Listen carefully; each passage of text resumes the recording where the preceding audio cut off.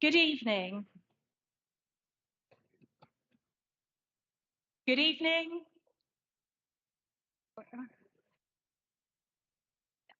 I'm Councillor Claudine Russell, the Chairman of the Maidstone Joint Transportation Board, and I'm pleased to welcome you to this meeting of the Board. The meeting will be broadcast live and recorded for playback on the Council's YouTube channel. Will anybody else be recording the proceedings? I ask so that people in the meeting will know if this is happening. No? So if the fire alarm sounds during the meeting, just please remain seated. Members of the Democratic Services team will assess the situation and give further instructions on the evacuation of the building if necessary. Ahead of this meeting's commencement, I'd like to remind the board and members of the public that there are no officers in attendance from Kent County Council for item 13, Maidstone Integrated Transport Package, and item 14, Kent Bus Service Improvement Plan and National Bus Strategy Funding Update. I am as disappointed by this as I'm sure you are. The dates are set out well in advance. This is supposed to be a joint transportation board, and Maidstone currently has lots of issues in this regard. I've personally emailed the leader of KCC and there has been no change. I don't feel that we're best serving our residents when this meeting has poor attendance by KCC officers and an ever-increasing amount of reports for noting. However, on a lighter note, I would like to welcome our CALC reps, which are Councillor Ash and Councillor Cooling, to their first meeting of the Joint Transportation Board.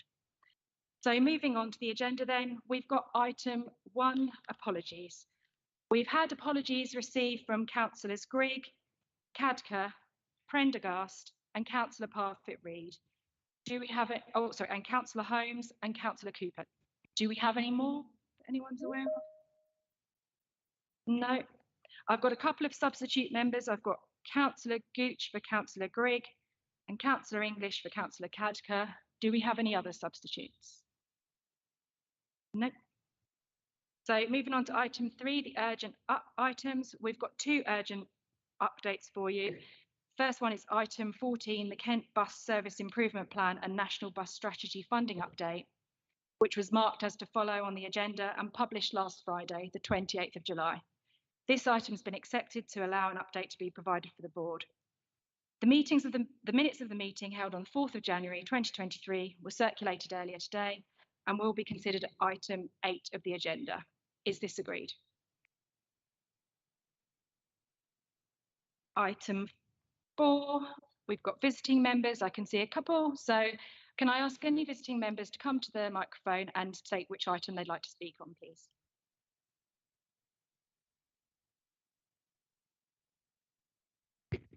Councillor Paul Harper, items 13 and 14. Thank you. Councillor Maureen Cleater, also item 13 and 14, as previously notified. Thank you. Good evening, members. Councillor Gartons having a question at item 11.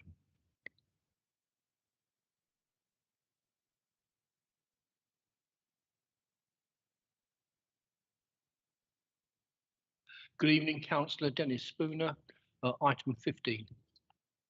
Thank you.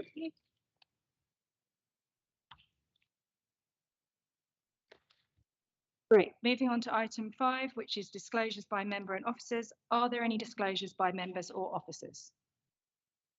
No. Oh, 1. No. Item number 6, disclosures of lobbying. Are there any disclosures of lobbying? Councillor Cook.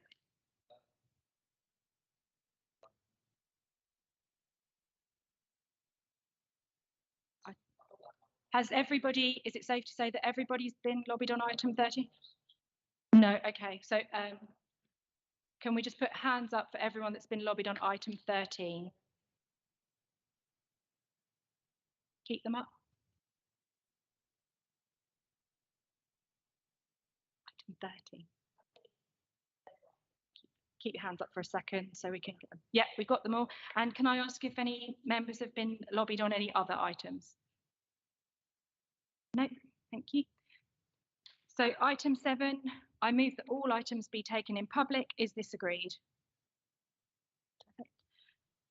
Item 8 are the minutes of the meeting held on the 4th of January 2023, which have been circulated separately. Are there any comments on the accuracy of the minutes?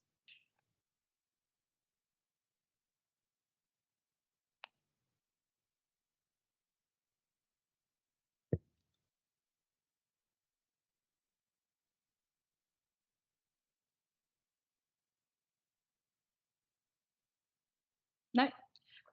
So I move that the minutes be approved as a correct record and signed. Is that agreed?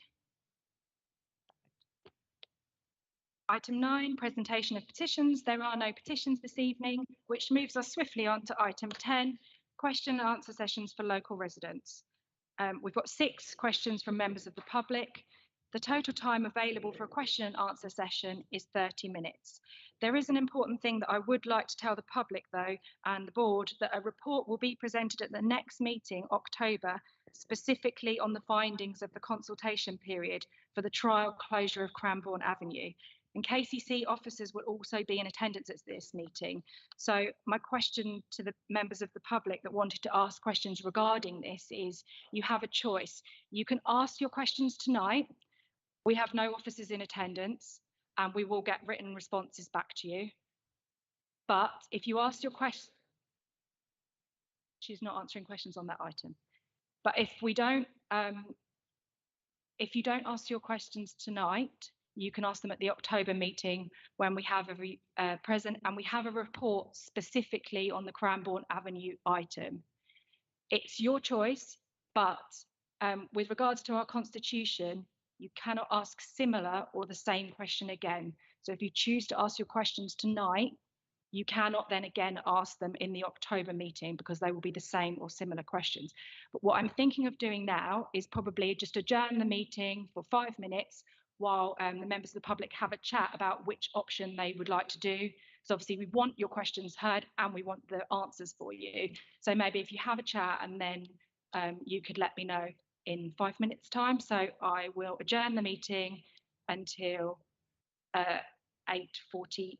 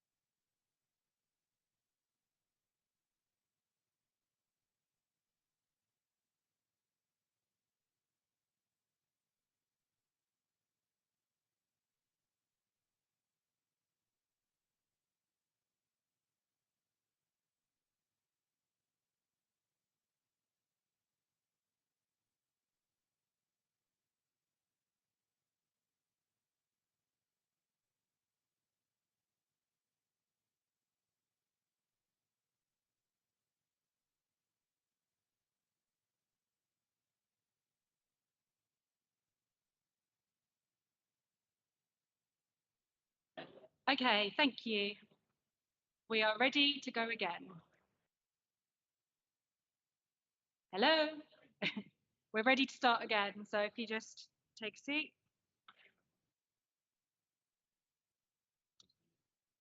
Yeah. So would I be able to ask what your decision was?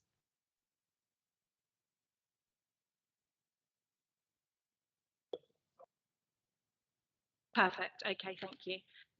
The first, have you got the? So we'll just set the timer for the session now. And the first question I have is from a member of the public, Peter Goddard, who couldn't be here this evening. So his question was, if the collective minds back in the day couldn't make the roundabout work with the then comparably minimal traffic of the day and the existing modified junction doesn't work, how does the current band of planners think that the new proposal agenda 0.2.3 A229 Lewes Road Corridor LGF scheme will work at the same junction with the existing traffic, let alone the growing number of vehicles that will come from the continued house building on both the A229 and A274. Successive annual traffic surveys have listed these roads as oversubscribed. Never a day goes by that the traffic doesn't back up from the bridge approach into Hale Road, then onto the A229, A274, due to the volume of vehicles feeding into the two lanes that allows only the current direct access to the north or west sides of the town. The remedy has always been and still is a completed Maidstone bypass. It's many, many years overdue. It could be mistaken for an M25 overflow car park, not the county town of Kent. So the answer that I've had back from the KCC officers was, it's extremely unlikely that a complete Maidstone bypass could ever be achieved or that it would be desirable in light of the impact of its construction and wider environmental policy objectives. KCC is also reliant on central government support and funding for such schemes. In recent years, government has prioritised funding to schemes which will enable significant new development to support the economy and to meet housing targets, which it sets for planning authorities such as NBC. At the same time, updates to the National Planning Policy Framework have made it increasingly difficult for local authorities to object to such new developments on the basis of highway impacts, even in very congested areas. In this context, KCC's approach through the Integrated Transport Programme has been to seek to maximise capacity within available road space at existing junctions, as per the report to JTB this evening. Obviously, as Mr. Goddard's not here, I don't have a supplementary for him. So could I ask the next member of the public, Gordon King, to come and ask his question, please? Okay. Okay.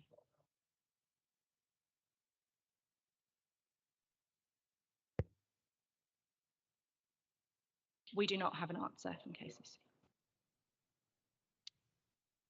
So the next member of the public is Vincent Flynn.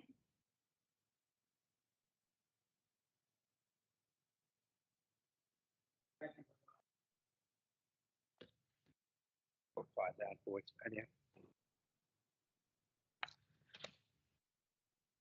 Thank you very much, Madam Chairperson. Considering the significant risk to the health and safety of residents who now have to exit from Plains Avenue and cross 4 lanes of traffic to head into the centre of Maidstone town, and given that the consultation has revealed that most residents oppose the closure, which has produced no demonstrable improvement either environmentally or to traffic flow on the Lewes Road, but has in fact negatively impacted surrounding roads, will the council now order the reopening of Cranbourne Avenue? Thank you. Thank you very much, Mr. Flynn. Unfortunately, Kent County Council have not provided information to support a response. I do not think this is acceptable, and I will ask for a written response to be provided. We have your details. We'll get that to you. Thank you. Oh, sorry. Do you have a supplementary question arising out of your original question or the reply? Thank you. The next question from the member of the public is Teniola Olukolu, sorry, I'm apologies for that. Would you like to ask your question? Oh, okay. She was in attendance virtually, but she seems to have dropped off. She may come back, so I will wait. If not, I will get the response sent to her. The next member of the public is Natalie White.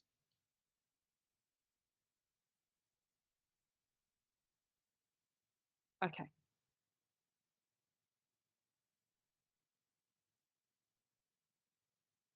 Okay. I'm going to send that to the next meeting. Oh, sorry, next question and come back if I've got time for that. So we now have Jeremy Day.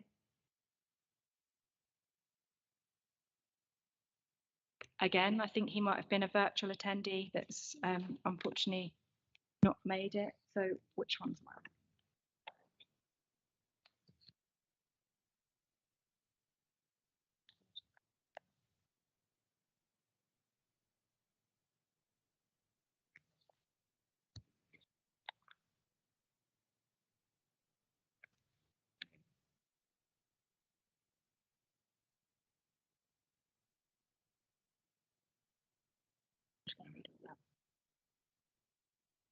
No, I'm not going to read them. Okay, there's some procedural stuff, but you know what? Forget that. I'm just going to read them all out. So we have the one from. Where do I get to? Oh, so the first one from Teniola Olukolu. The reason for the closure has solely been focused on solving the problem for Cranbourne Avenue, despite the reasons for the closure being a shared one with Plains Avenue and Marion Crescent.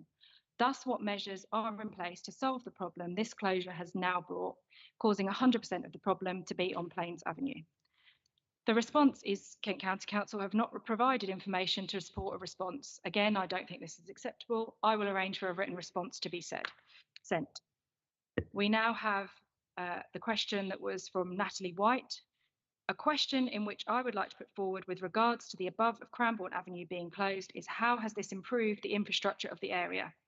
I believe Cranbourne Avenue should be reopened, as having diverted the traffic through Plains Avenue, I have seen many accidents happen at this junction. Many more residents in Plains Avenue now park their cars out on the road and not on their driveways to slow down the amount of traffic down this road, as well as the amount of people racing down there too. One particular resident even parks his vehicle on the speed ramp by Lewes Road End, which causes untold amounts of traffic. Plains Avenue has become highly dangerous since the closure of Cranbourne Avenue, with the high chance of school children being knocked down by speeding cars whilst walking to school. Turning right out of Plains Avenue onto Lewes Road is extremely dangerous and also causes great tailbacks of traffic. Putting traffic lights in here would not be the solution to this. Marion Crescent is also getting heavier with traffic due to Cranbourne being shut. It would make sense to reopen Cranbourne Avenue for everyone, maybe not the residents that live by the traffic lights, but for everyone else, this would cause less traffic building up everywhere else. This would relieve some of Plains Avenue and also South Park Road, which is in desperate need to be totally resurfaced, not just repaired. If the length of the traffic light sequence at Cranbourne Avenue were longer, then not as many cars would build up along here before it was letting 5 cars through if you were lucky. Again, we don't have a response. I'll get a written response provided. My final question was the question from Jeremy Day. We would like it to be known that we were very unhappy about the negative effects of the closure on our daily lives. The logical alternative to using Cranbourne Avenue is using Plains Avenue. However, turning right out of or into Plains Avenue has become very dangerous and must surely be having a negative effect on traffic flow on the Lewes Road, probably resulting in an increased number of accidents and near misses. The very problem closing the Cranbourne Avenue junction was supposed to solve. We understood that the closure was for a 6-month trial period, but it is now almost a year since the trial was supposed to be finished. Our question is, therefore, why has there been such a long delay in publishing the results of the study? And please, can we have an assurance that affected residents will be kept informed and their views taken into account, something that has been distinctly lacking so far. Again, I'm sorry to say, Kent County Council have not provided information to support a response to this question. I don't think this is acceptable, and again, I will get a written response sent to Mr. Day. That concludes the questions. Thank you. Moving on then to item 11, which is the question and answer session for members. I've got 2 questions registered. If Councillor Garton would like to come forward and ask his first. Thank you.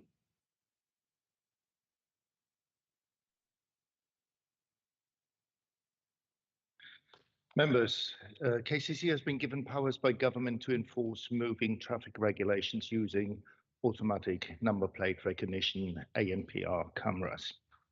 In spring 2020, KCC held a public consultation about possible sites where to use such cameras. Will KCC expand their ANPR enforcement? And if so, would KCC be willing to enforce the prohibition from all motor vehicles in the pedestrian zone of King Street and High Street from Wick Manor Road to Mill Street, as well as Wick Street from St. Francis Church up to and including Gabriel's Hill? Although buses, taxis and disabled drivers are rightfully exempt to traverse King Street and High Street, many non-exempt motorists flagrantly ignore the prohibition and use it as a shortcut while driving at very inappropriate speeds. Pedestrians neither have a feeling of comfort nor safety, which they ought to expect in a pedestrianised zone, and all too often prohibited drivers instill fear in pedestrians or cause collisions with them. Thank you.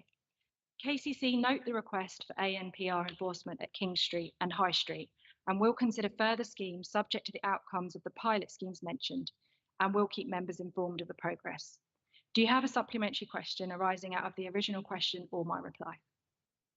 Yes, please, Madam Chairman. Would this Transportation Board take it into their work programme to pursue this request?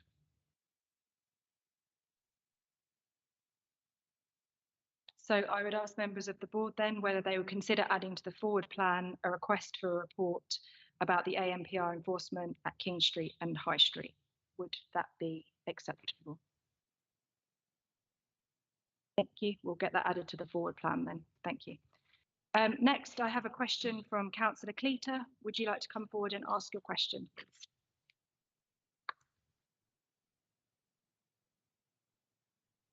I'll take your advice, Madam Chairman.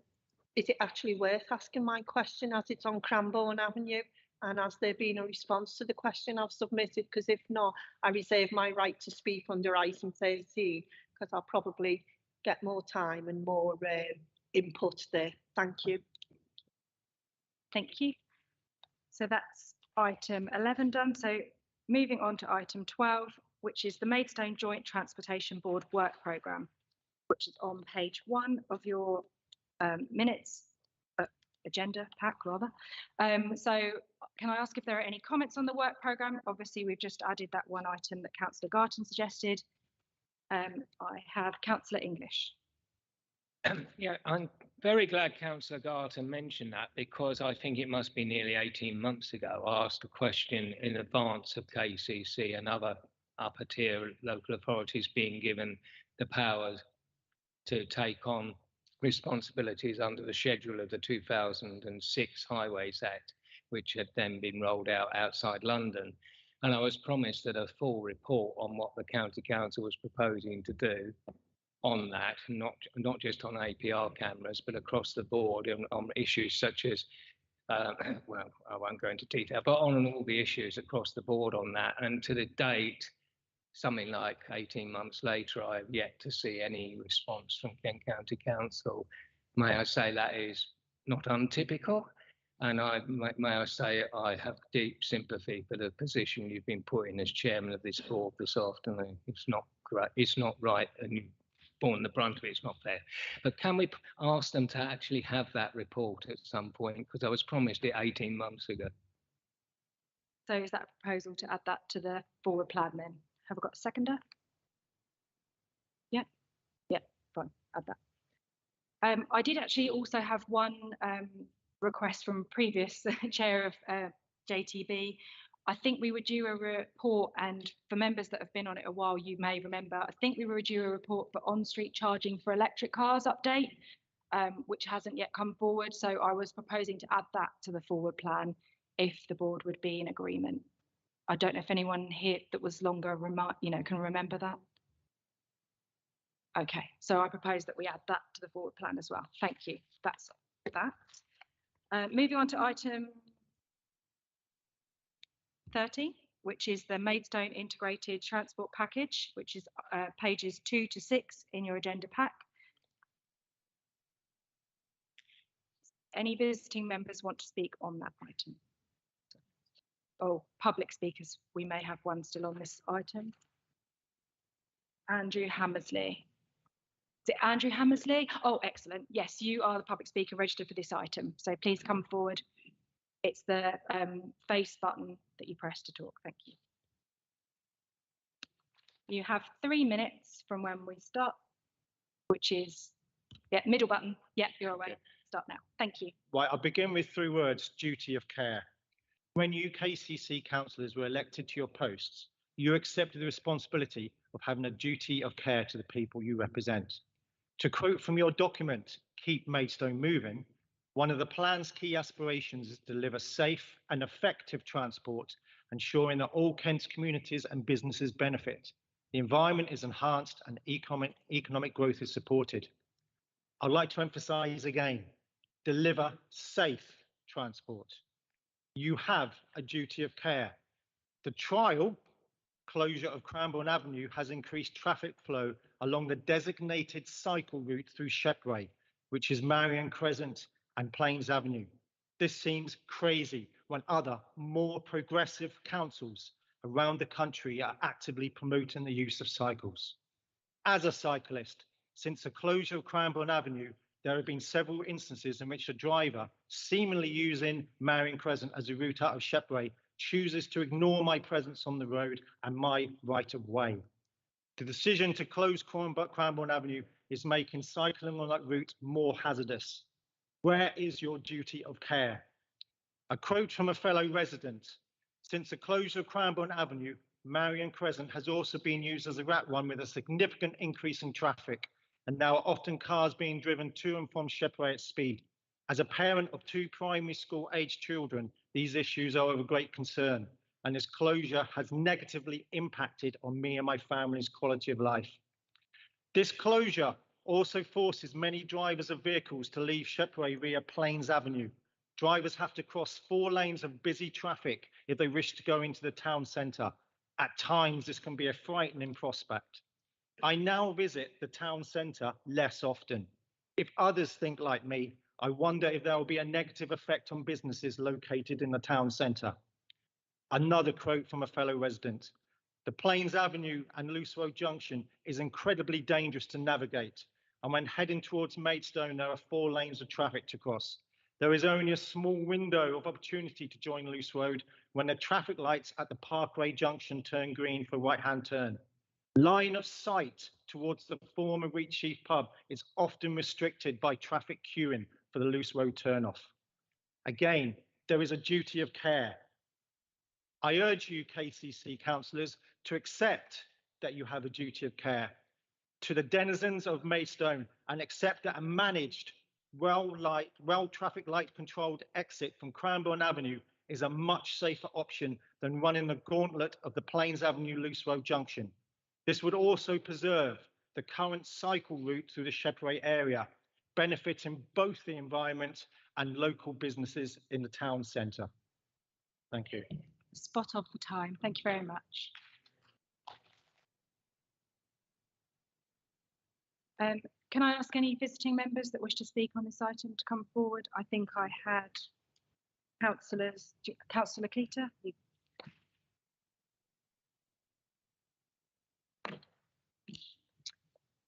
Thank you, Madam Chairman. Myself and Councillor Wilkinson have been dealing with a number of complaints, concerns raised by residents, not only in Marion Crescent and the area that's described by the previous speaker, but also the increased traffic. I declare an interest. I'm an employee of KCC, so part of my role is to work in that estate support and vulnerable people. And they are correct. I don't even bother trying to get out right from Plains Avenue. I will go left, but it's adding extra traffic throughout the rest of the Shepway estate. It is making life miserable for people. The bottom line is, and this is where I think, again, KCC, as we know, on its internal, if you like, internet, says be brave, be transparent, be open to challenge. And yet I'm appearing again here at a meeting where no one from Kent County Council has come to answer questions. I think it's disrespectful to the elected members here who will be taking all the flack for not to have an officer to come and speak to this matter. It is dangerous there. It is not making traffic improvement. The traffic closure order expires in September. This is a classic case of kicking it into the long grass and hoping people will go away and stop talking about it. We know they've decided already because they've stuck two big no entry signs in there. You don't put them up temporarily, you put temporary ones up. So for the people who have to live in that area, who have to work in that area, who have to walk, cycle, go to school in that area, I would ask that someone on this committee ask that a sharp rebuttal to KCC for the lack of attendance at this meeting be sent, and that Simon Jones, who's the corporate director, he is accountable for the actions of his officers. This is causing major problem. It's causing major stress to people. We cannot say we're going to sit here as a joint transportation board if we just sit here nodding and going, well, someone's not come, or there's no report, or there's nothing we can do, or we know. There's no point in having a committee that just does that. So we've either got to represent, as county and borough members, the people who elected us, or we need to admit defeat and go, actually, KCC isn't listening and is disrespecting officers of this council, Maidstone Borough Council, who are the ones who take the flak, and county councillors and borough councillors who give up their time to come and try and do their democratic duty. So I would urge this committee to actually, I'd love to say a stiff-worded letter, but we need to express our displeasure that local people, again, are not being allowed to get an answer to a simple question. Thank you. Thank you, Emma. Right, Councillor Harper.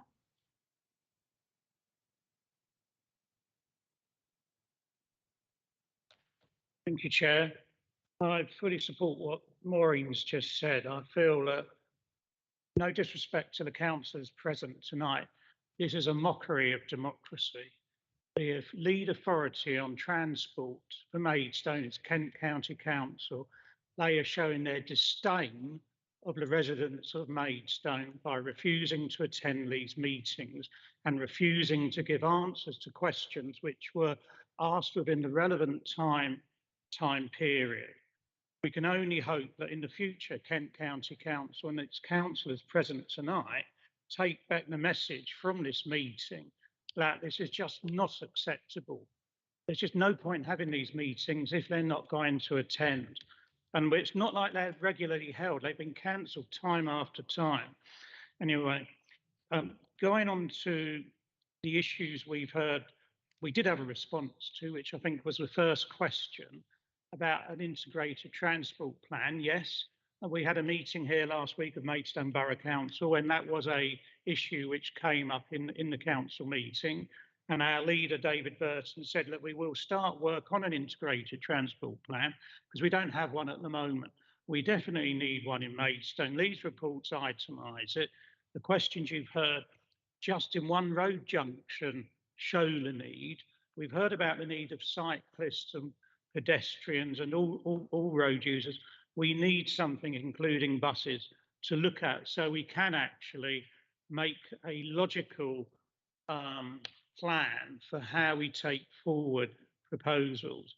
Turning to some of the particular items in this report, the Wheatsheaf pub, I can't remember, I don't live down Lewes Road, but it closed a couple of years ago and had been sitting there empty. So if KCC had the money to buy the pub up, throw the people out who owned it, which was a perfectly viable business, and leave the building sitting empty, why on earth did they not go ahead with the whole road scheme? It just seemed a bit daft to fork out a load of money and then stop. The issue around Cranbrook, when you read the report, so in paragraph 2.2.3, it's really unclear, and we won't have an answer tonight. But if the trial closure is due to end at the end of September 2023, that would imply that unless a decision has been made, the scheme has to be taken out at the end of this September. Yet we hear tonight that you're going to get a report in October 2023, so the following month, as a result of the consultation. Yeah, anybody can look at that and think there's something funny. Either the decision's been made that the scheme's not going to be taken out, and that the interim traffic order is going to be made permanent, and then you're going to get the consultation into the interim traffic order, or what? You know, it's completely illogical what the report says. No disrespect to Maidstone Council or the Kent councillors. We've also got a report on another paragraph around the Fountain Junction, which is in my patch, and is where anybody who knows Hermitage Lane just knows every day there's traffic congestion. Yesterday it was congested and gridlocked all day long. That happens frequently. The traffic then backs up, and in peak hours we know that the Fountain Junction just does not operate. I attended over 5 years ago the Fant Farm public planning inquiry, at which part of Kent County Council's evidence to the public inspector, was that they had an interim solution for that road junction, which was to widen and extend the filter lanes on both directions on the Tunbridge Road. They felt that would start to alleviate some of the problems. 5 years ago, they said that to a public inquiry. Nothing's happened. Kent County Council own the verges needed to be taken to do that piece of work. Yet we have a paragraph just saying the status of the scheme has not changed. No, it hasn't, because Kent County Council can't be bothered to do even something their officers were happy to talk to a public inquiry about, which will be documented. I'd like to have asked a question of the officers tonight around the A20 Cold Harbour proposal, because my understanding from previous JTVs is that it's intended at that junction to take out all the traffic lights. And I've previously asked for the evidence how, if you take traffic lights out of the A20 junction for the M20, how traffic is actually going to flow there. But again, there's no officers here to be able to give us any ideas on that. And then finally, I would just point out that one of the large junctions which everybody here who reads the Kent Messenger or Kent Online will be aware of, which is Hart Street, Barker Street, and the Broadway, doesn't even feature in our report tonight. And that is one of the worst junctions, and is leading to a loss of trade of all the businesses located off Hart Street, let alone the impacts on the residents. And those businesses who are on their knees economically because of the problems associated with that junction, and also residents who, even though they like to live in that area, are having to move out because too frequently they cannot get in or out of where they live. So hopefully this meeting will start to get KCC's involvement, so these questions can be asked and answered in the future. Because otherwise, you know, not just myself, but all the residents here and yourselves, we've all wasted a Wednesday evening.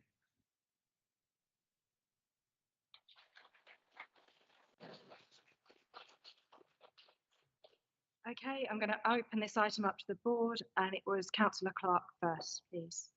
Thank you, Chairman. I think this brings shame on the administrations at both MBC and KCC.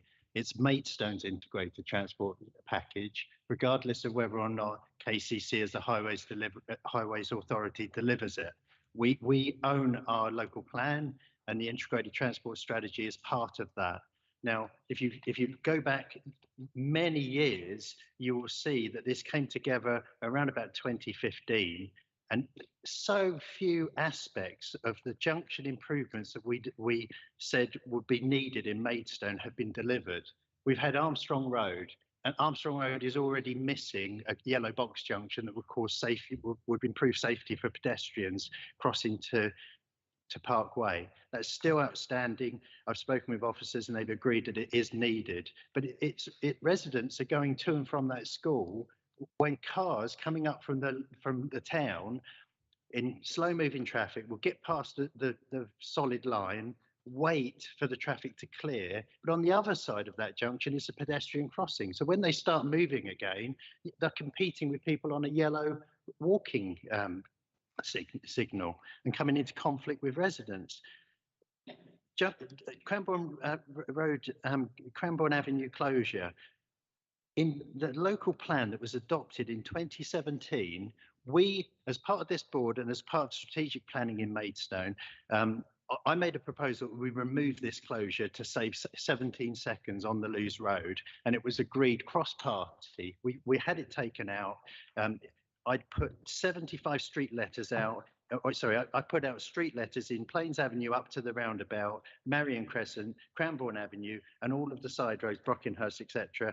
And I got 75 responses, and over 70 of those were against closure of Cranbourne Avenue. I don't think that residents could have sent a clearer signal that they did not want that road to close. Separately, I was county councillor at the time, many residents in Plains Avenue talked to me to say that they could never get out to cross towards town. And the reason they couldn't get out to cross towards town is because the traffic backing up from the Wheatsheaf just blocked Plains Avenue because they saw traffic, they wanted to get up to the Wheatsheaf. I spoke to KCC about getting the box junction. KCC refused.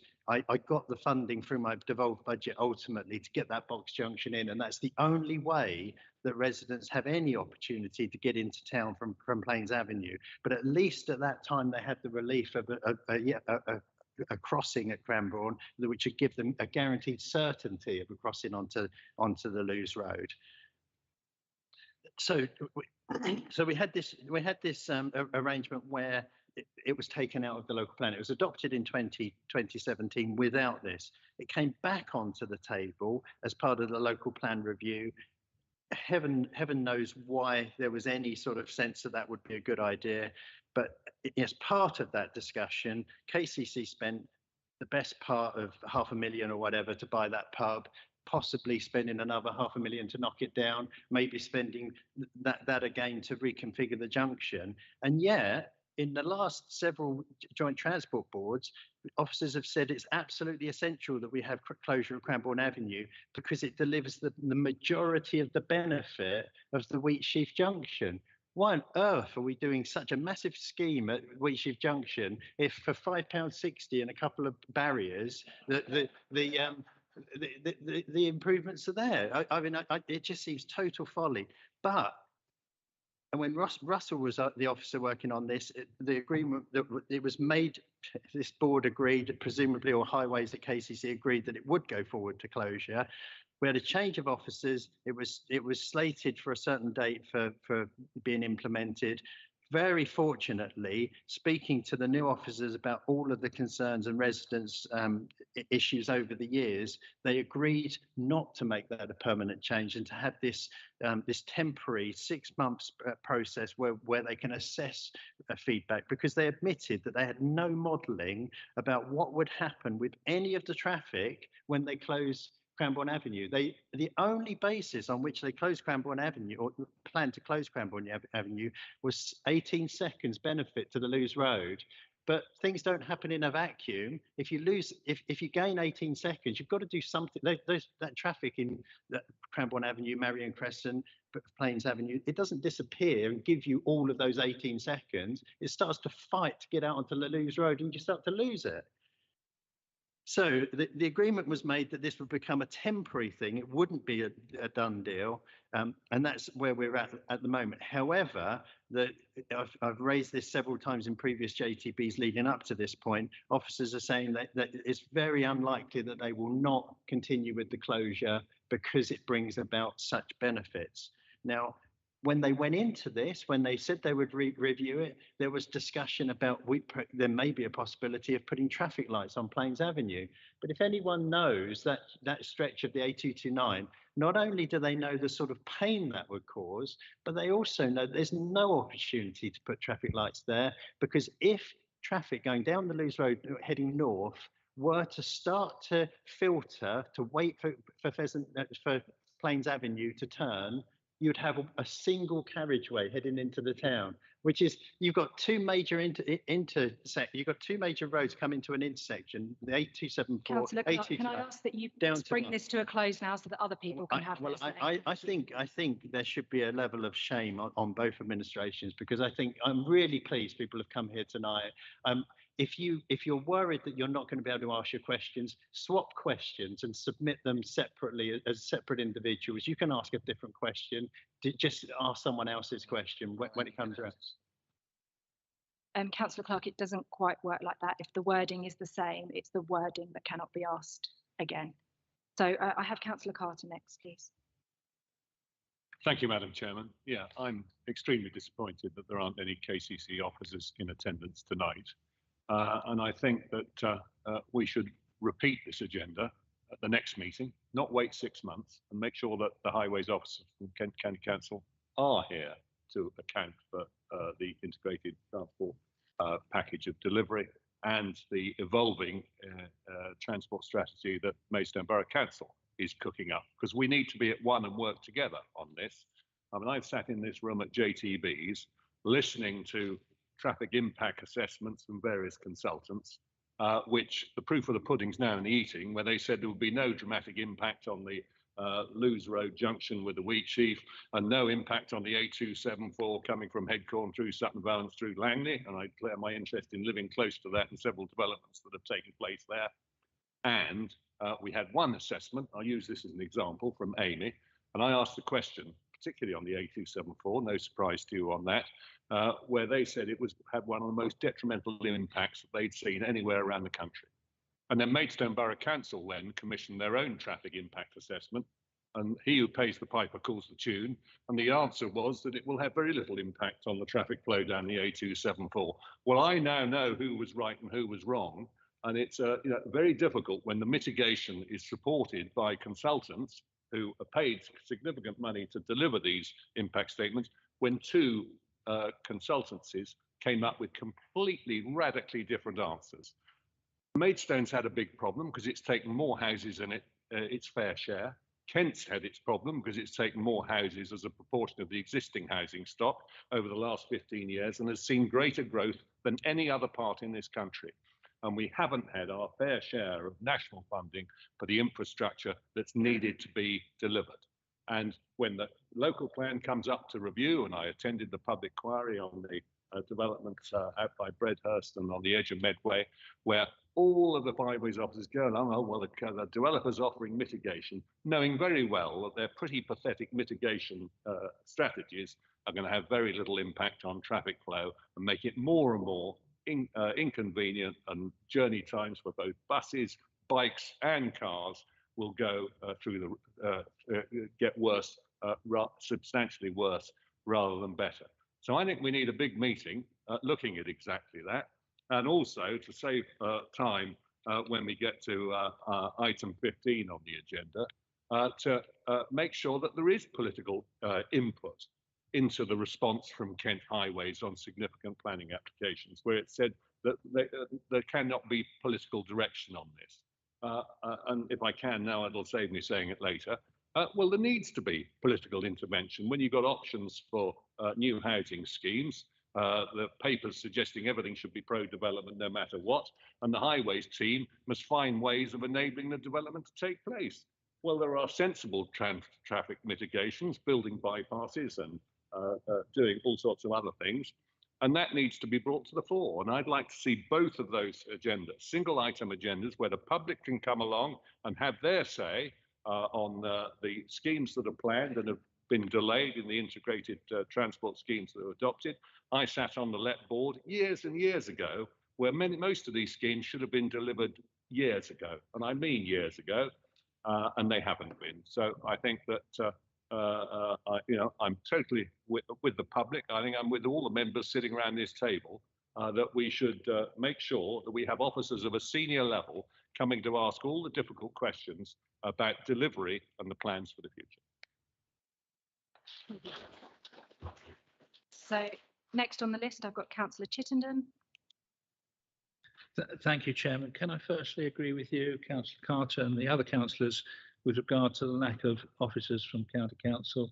I think it's disgraceful, and in fact, I would ask you to write to Councillor Brazier and to the leader of the County Council, asking them to ensure that in future meetings we are properly attended. We cannot manage and we cannot operate properly unless we've got the right people in attendance. Then we get progress, not like this.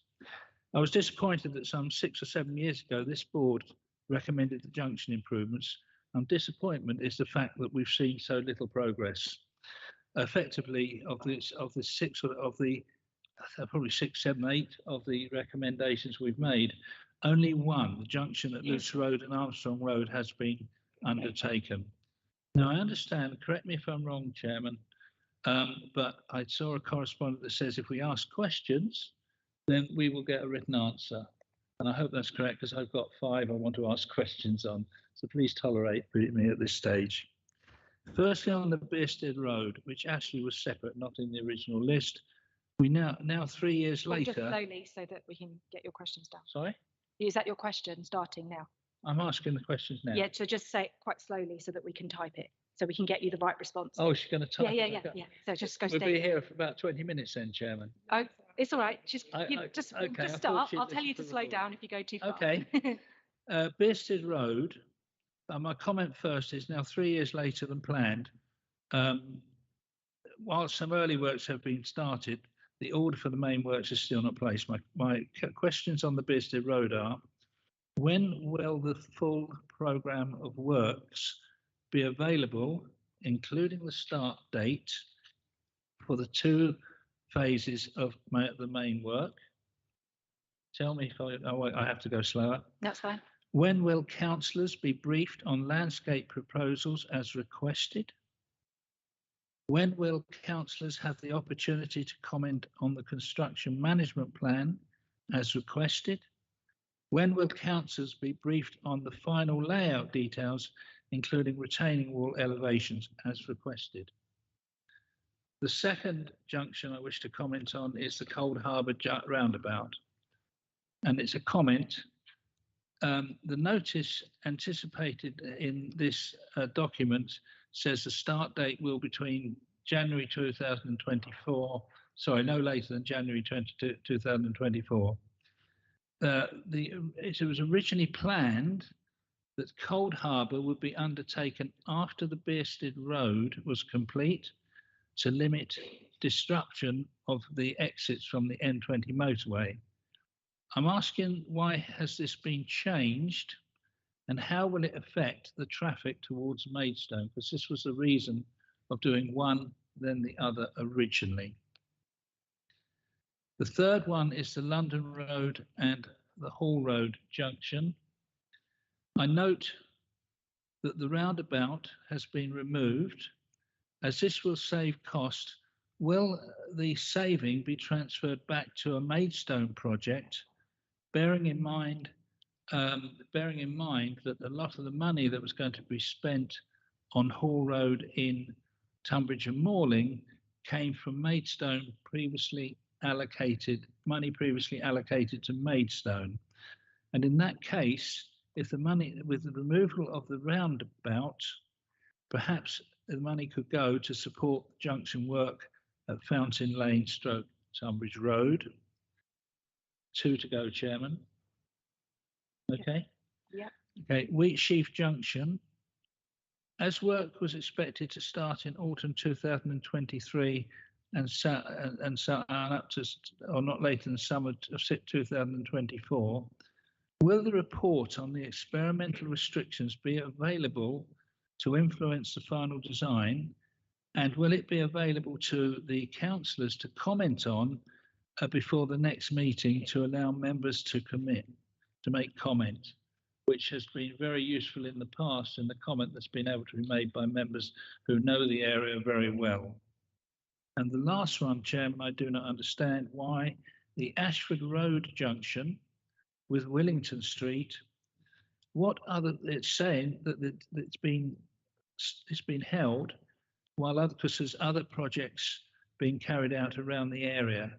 And as I live in that area and I've been looking all around, what other projects are restricting or stopping the work from going ahead?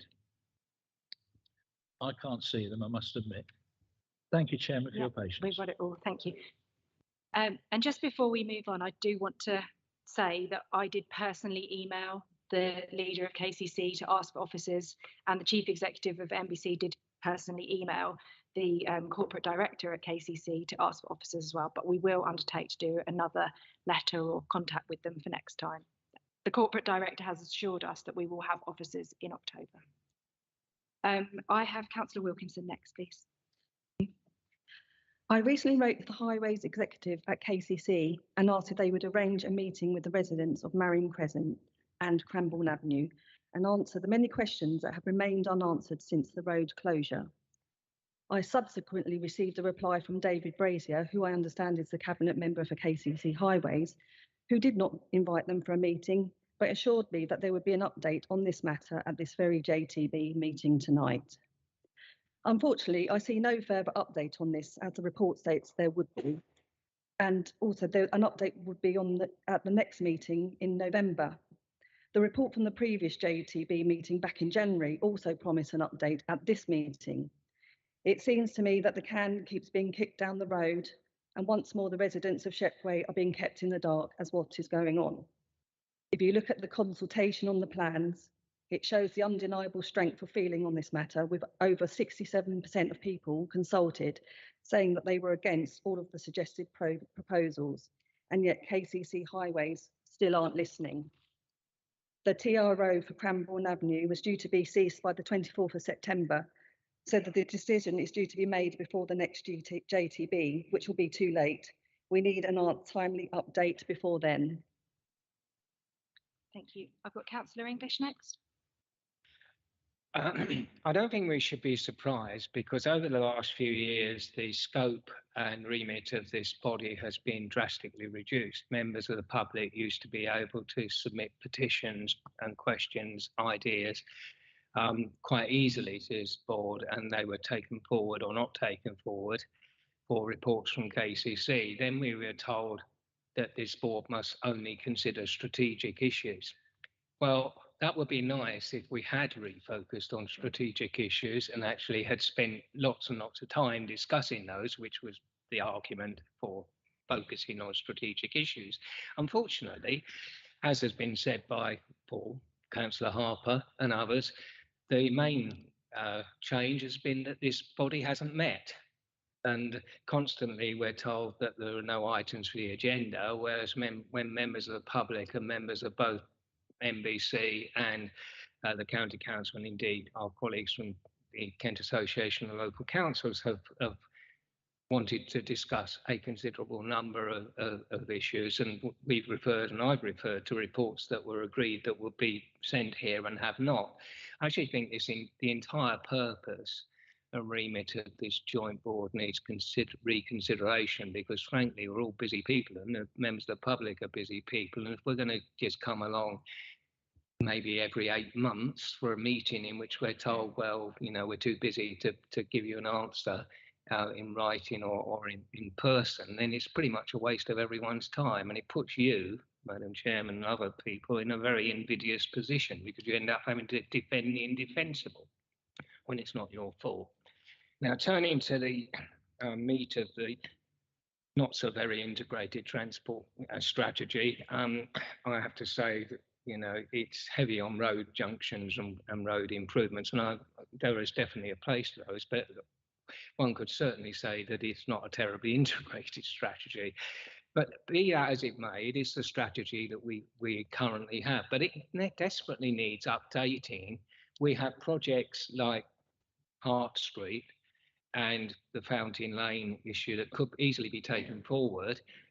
Frankly, they don't need a huge amount of work to be taken forward, but we can't even seek money from various pots that might be available if that design work isn't done. And we were in the embarrassing situation where the government had actually put forward a pot of money for which we local authorities could bid on a per constituency basis. And because the design work hadn't been completed, Maidstone was in the position where the only thing it could bid for was something that was already effectively funded by developer contributions. So we ended up bidding for it, and the developer was let off the contribution. How potty is that? Because KCC and ourselves haven't done the design work. So however it's done, we have to move this forward. Stop, I was going to use a rather rude phrase there, but everyone can fill in the gaps for me. Because frankly, it's not good enough. We have had the development. We have even in many cases collected money towards it, and yet we're not moving forward with these proposals. What we are doing is fiddling around with minor proposals in terms of traffic mitigation, which have a totally disproportionate effect on the lives of residents, simply because that is the only proposal that KCC think they can actually deliver. That's why it's being done, not because it has a particularly good traffic mitigation impact, but because they can. And that is really not a great way to operate. So in conclusion, I think we need, as Councillor Carter sort of started to say, and I do support what he's saying, a root and branch reconsideration of how the interface between Maidstone Borough Council and County Council officers, members, in this area of transport works. And this board either needs fundamental reform, or we might as well scrap it, frankly, because for all the good it's going to do. So I will leave it there, but I have to say I think we need to make it clear as members, cross-party, that is our collective view, and whatever the result of the borough elections next May, that will not change, and there's no point in the administration at KCC or holding their breath and hoping that the pressure will go away because of the borough election next year. And that is our united view, and that's how we need to take it forward, Madam Chairman. Thank you, Councillor English. I feel sure what you were going to say earlier was stop messing about. Councillor Gooch.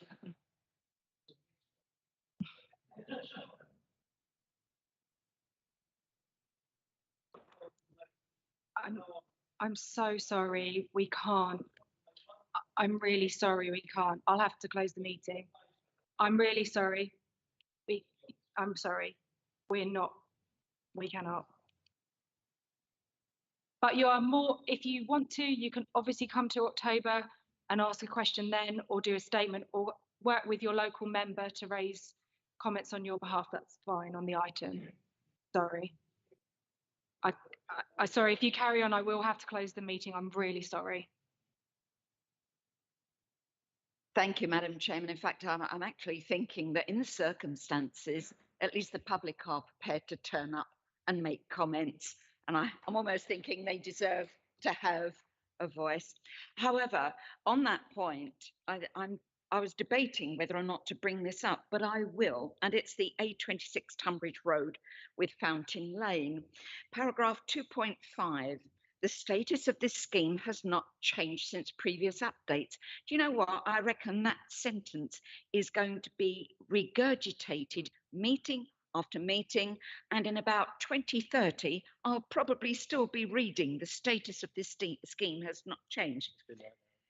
Well, it's already been like it. I used to argue it many times, but anyway, the interesting change though, thank you. The interesting point on this particular section though, is that it says further work is being carried out to review the existing design. I didn't know that. And I'd be fascinated to know what that review is, what the timescales are. Will there be an outcome? Which members are being involved? I'm sure that Councillor Harper would like to be involved, as it's partly in his patch. I'd like to be involved because my residents use it. The residents of Heath Ward would like to be involved. And in fact, we were involved in the previous scheme for the for the Tunbridge Road junction. So I feel a bit miffed that nobody's written to me to say, Councillor Gooch, would you like to come along? I feel really put out by that. So thank you, KCC, for being toads about this when we are trying our best to work with you. And I do take Councillor English's point. It's so important that we work together. I think many people have made that point. The other thing about the Tunbridge Road junction is the funding.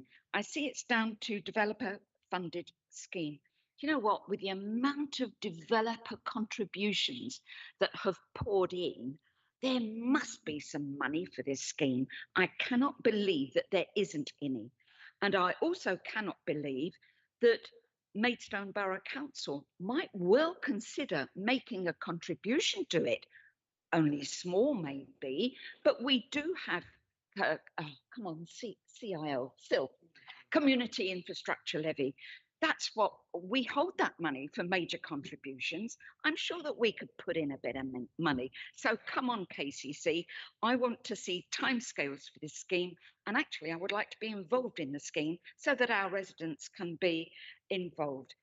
And I hope, who is the person we need to write to? Because I'm happy to write to somebody if they're not, if poor things, if they're too busy to come here. But let's have the person's name. It used to be Russell. Alex Beach. Alex Beach. Thank you very much. Thank you for letting me sound off, Chairman, but I'm sure that everybody else is a bit cheesed off as well. I did have Councillor Cooling left, but with your permission, I'm going to ask Councillor Wilkinson to read out. I think you've got the words on behalf of that gentleman. So if I could come back to you and then you could say perhaps what he was wanting to say, that would be great. Thank you. So this is a letter from Alex Beach, Experimental Traffic Regulation Order. Mr. Lockie wanted to refute a paragraph in the letter which says, the decision to phase the implementation of this project is to provide an opportunity to assess whether travel behaviour has changed significantly as the county emerges from the COVID-19 pandemic and the impact of Brexit is realised. So he wanted to refute that statement.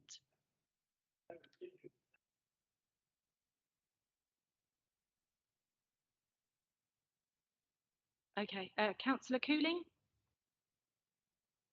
Thank you very much. As my first visit to this this body, as context, and I've already heard comments from Councillor English going in this direction. This needs a major rethink, this committee. But I reflect back to a local plan 2016-17, when MBC and KCC were daggers drawn. MBC ended up, maybe understandably, with its own consultants to try and drive housing issue, road infrastructure through. This committee, and I've only been here for whatever it is an hour, this committee isn't working and clearly hasn't worked for ages. And therefore it strikes me that we have an MBC which has got a responsibility for establishing houses to meet government mandate. And we've got KCC, which is supposed to be looking after the road infrastructure and other infrastructure. And unfortunately, joint responsibility means no responsibility whatsoever. Therefore, and I do think I understand that what I'm saying is perhaps out with what is feasible, but it strikes me that our borough should actually, to a degree, explore regulations, explore with MPs the possibility of literally declaring UDI on perhaps intra-urban roads. Not the rural roads, even though I live in a village, not the rural roads, not the strategic roads, but when it comes to junctions within the urban boundaries, surely MBC members know the situation far better than county. So I put to you, the KCC should be somehow put into overarching strategic roads level and perhaps rural, as a parish may come back to that later on, and Maidstone Borough Council members find a way to break away, and I don't mean unitary authority in all its glory, to break away from KCC highways And that means in terms of revenue generation possibilities, grant possibilities, as well as decision possibilities on which junctions you want, the members want to improve so that the housing numbers, which we have to put in by government mandate, can be facilitated to a certain extent. Councillor English is pointing in a direction. This committee is not working. It needs radical surgery and perhaps even bypassing by a partial declaration of UDI. Thank you.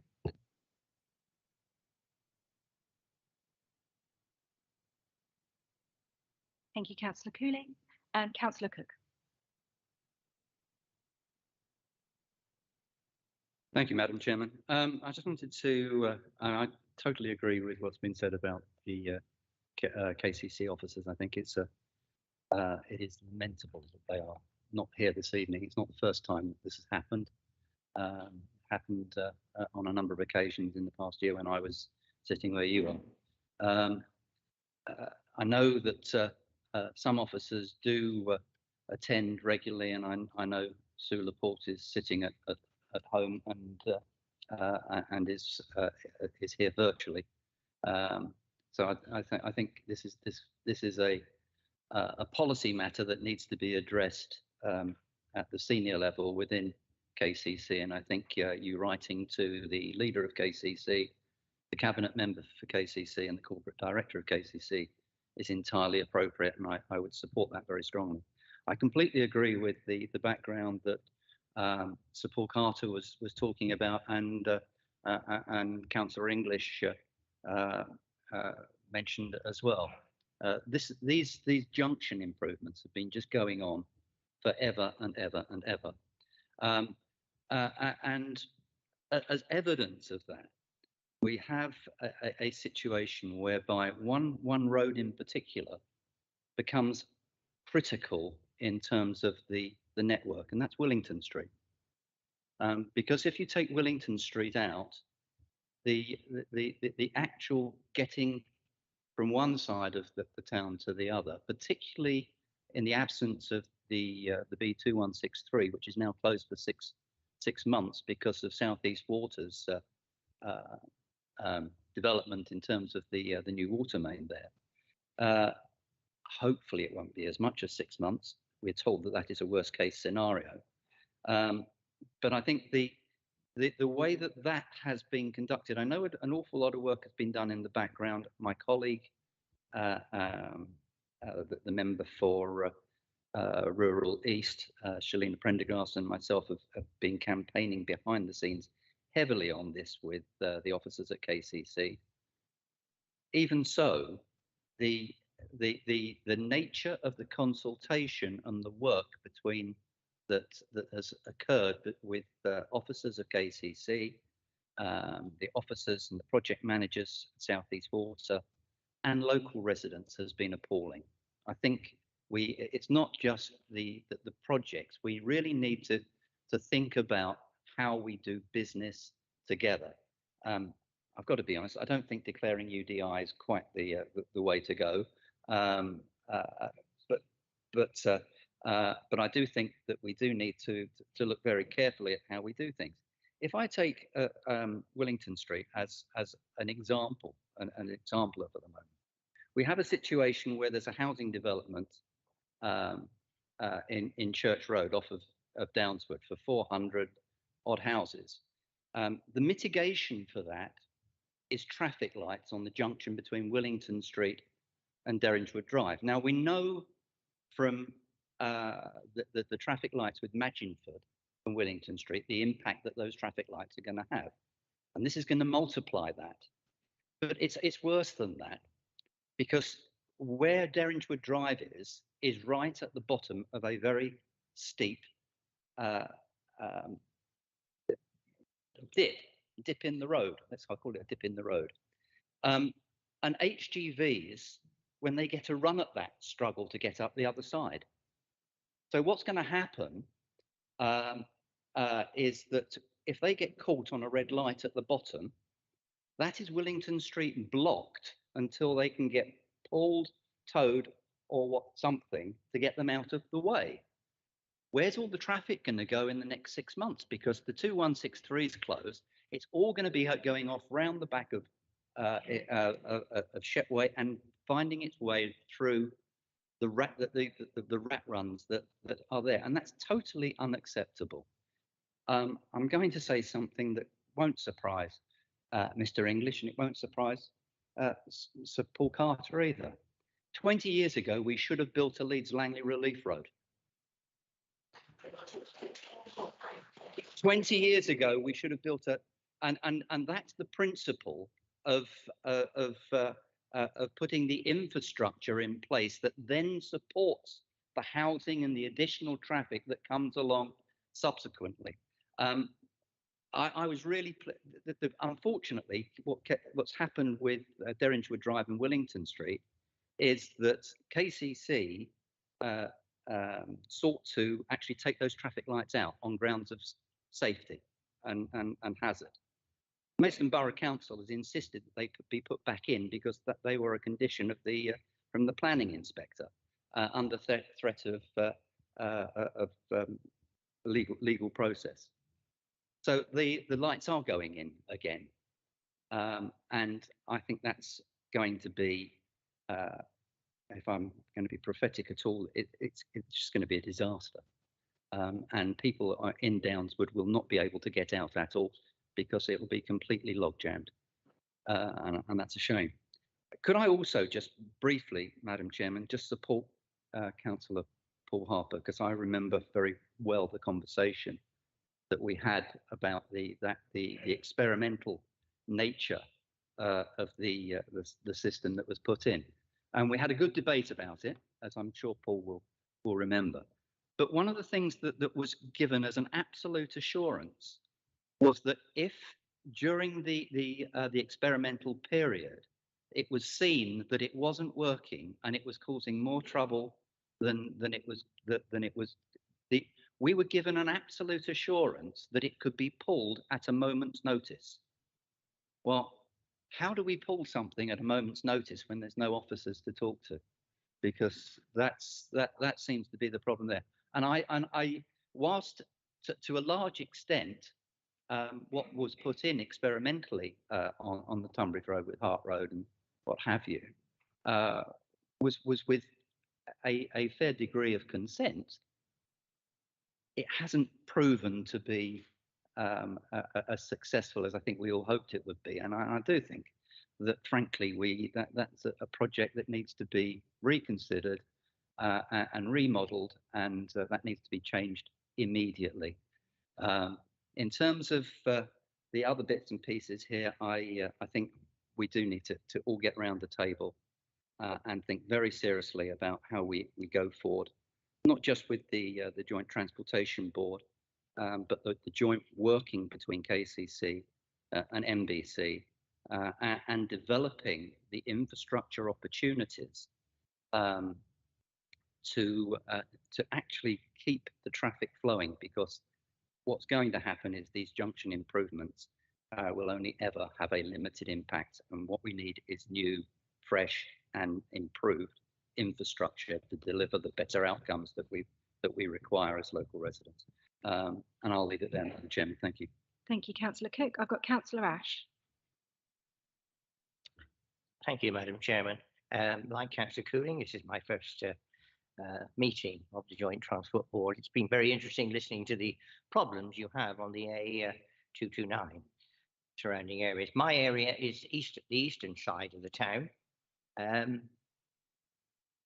We have junction 7 of the M20. You come off onto the A249, Bearsted Road, past Knockcuts, Newcut, Ashford Road, Willington Street, Sutton Road, the Maidstone East bypass.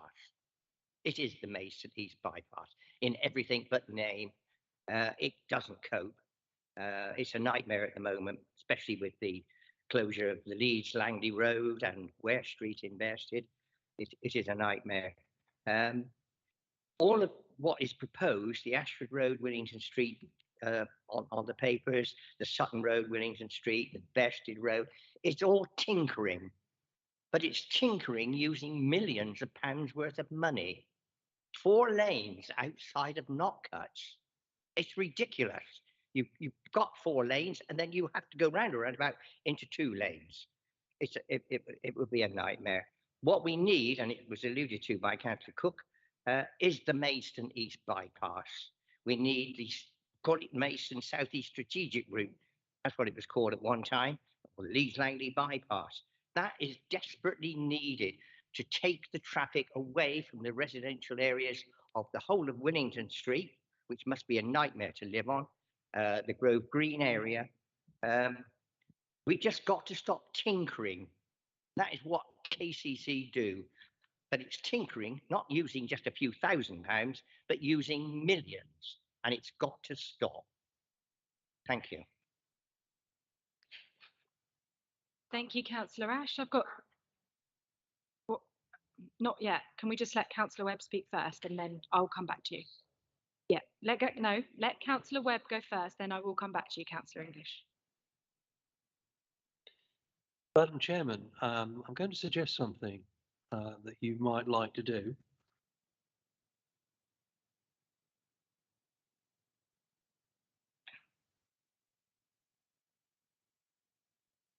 Can I continue? Please do. You are next on the list. Thank you. Can I suggest something, Madam Chairman, that you might like to do? You've mentioned tonight that you're going to write a letter to Kent County Council, Highways, Councillor Brazier and the leader of Kent County Council. I'm going to suggest that you actually list the county councillors who are here tonight who fully support that move. And further to the concern that's been raised that Highways officers are not here tonight, is to seek an assurance that at the next meeting and subsequent meetings, they do in fact attend. Because I have to say, I'm totally embarrassed sitting here tonight that these officers are not here. You know, we were elected by the residents of Maidstone to actually support them with their views. How on earth can we do that when we can't challenge, we can't ask for clarification and substance with highways issues when officers do not attend? So there is a political dimension to this, because the political direction of the county council can insist that officers attend, and I'm certain that county councillors sitting here will be pushing that very, very hard at the next meeting. Thank you. Thank you, Councillor Webb. It's really good that all the county members are obviously going to take it back to your arena now and push for the attendance. That's fantastic. As this report is noting, were you trying to work something up into a proposal there? Maybe I'll go to Councillor English and we'll see where we get to. I would say that given the tenor of this debate, we should not be noting the report. It would be inappropriate given all the discussion, and we should be saying something like, in the absence of county officers, it was impossible to have sufficient information to note the report. And then go on to add the recommendations that Councillor Webb has just made. Are you making a proposal? Yes, I am. So that we do not note the report and say that in the absence of county officers, it was impossible to reach an informed conclusion on that. Add the wording that county and borough members unanimously state that we are disappointed that county officers chose not to attend this very important meeting, and we strongly urge them to attend meetings in the future, and copy that to the cabinet member directly. Just 1 second while we just get the wording.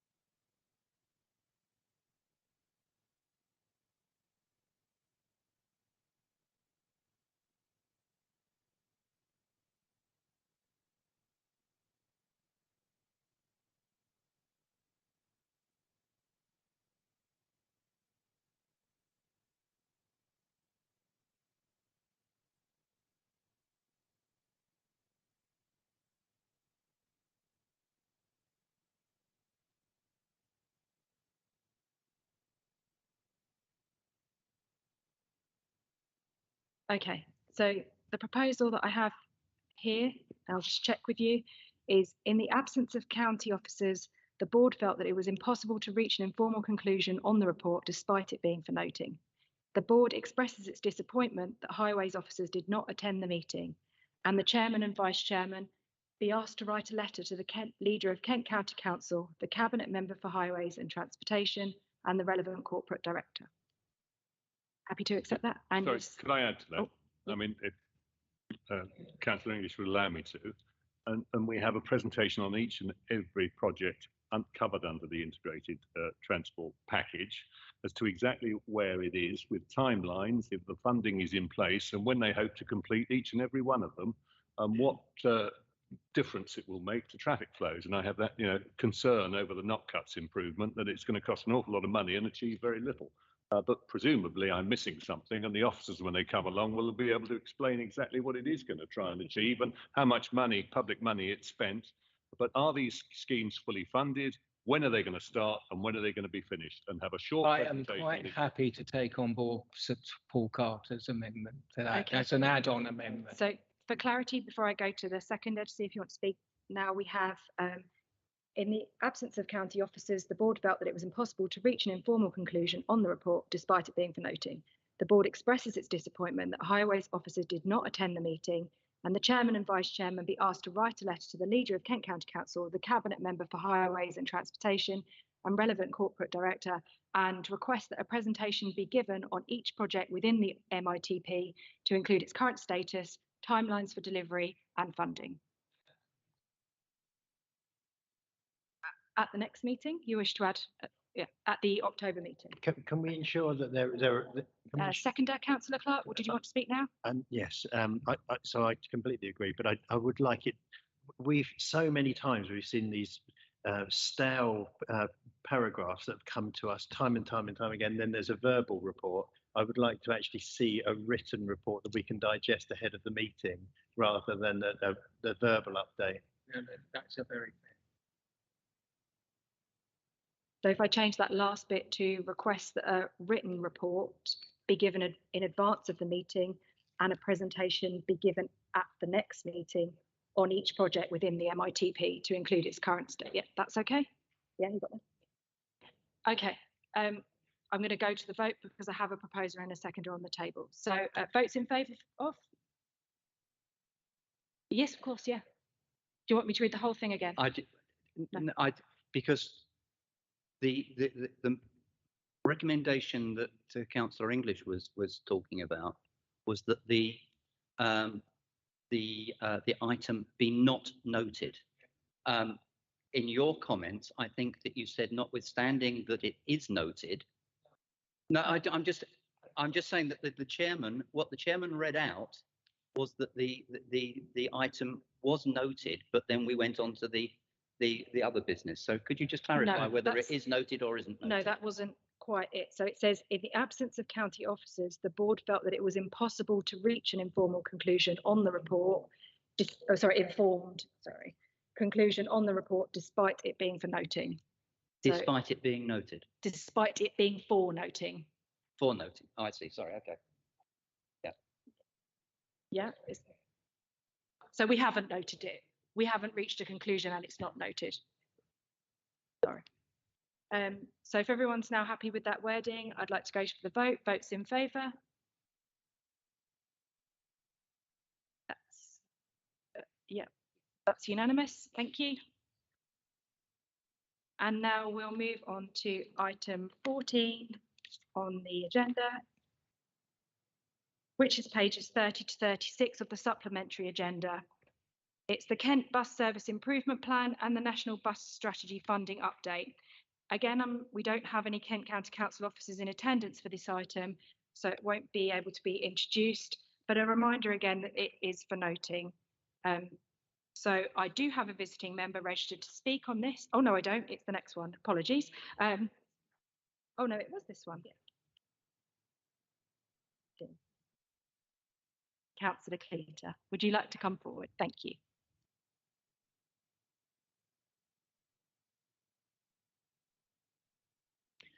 Thank you, Madam Chairman. And just to say, by the way, we've got a leaky roof because it keeps hitting us on the head and it's affecting the plaster up there. It's a beautiful historic building. Yeah. Let's move on. I'd like to keep it that way.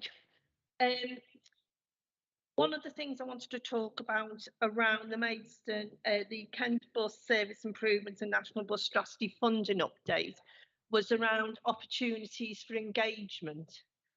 And when we look, there's lots of engagement with KCC, with the bus companies or Arriva or Deutsche Bahn or whatever they're calling themselves this week, but I don't see a lot of engagement with the public.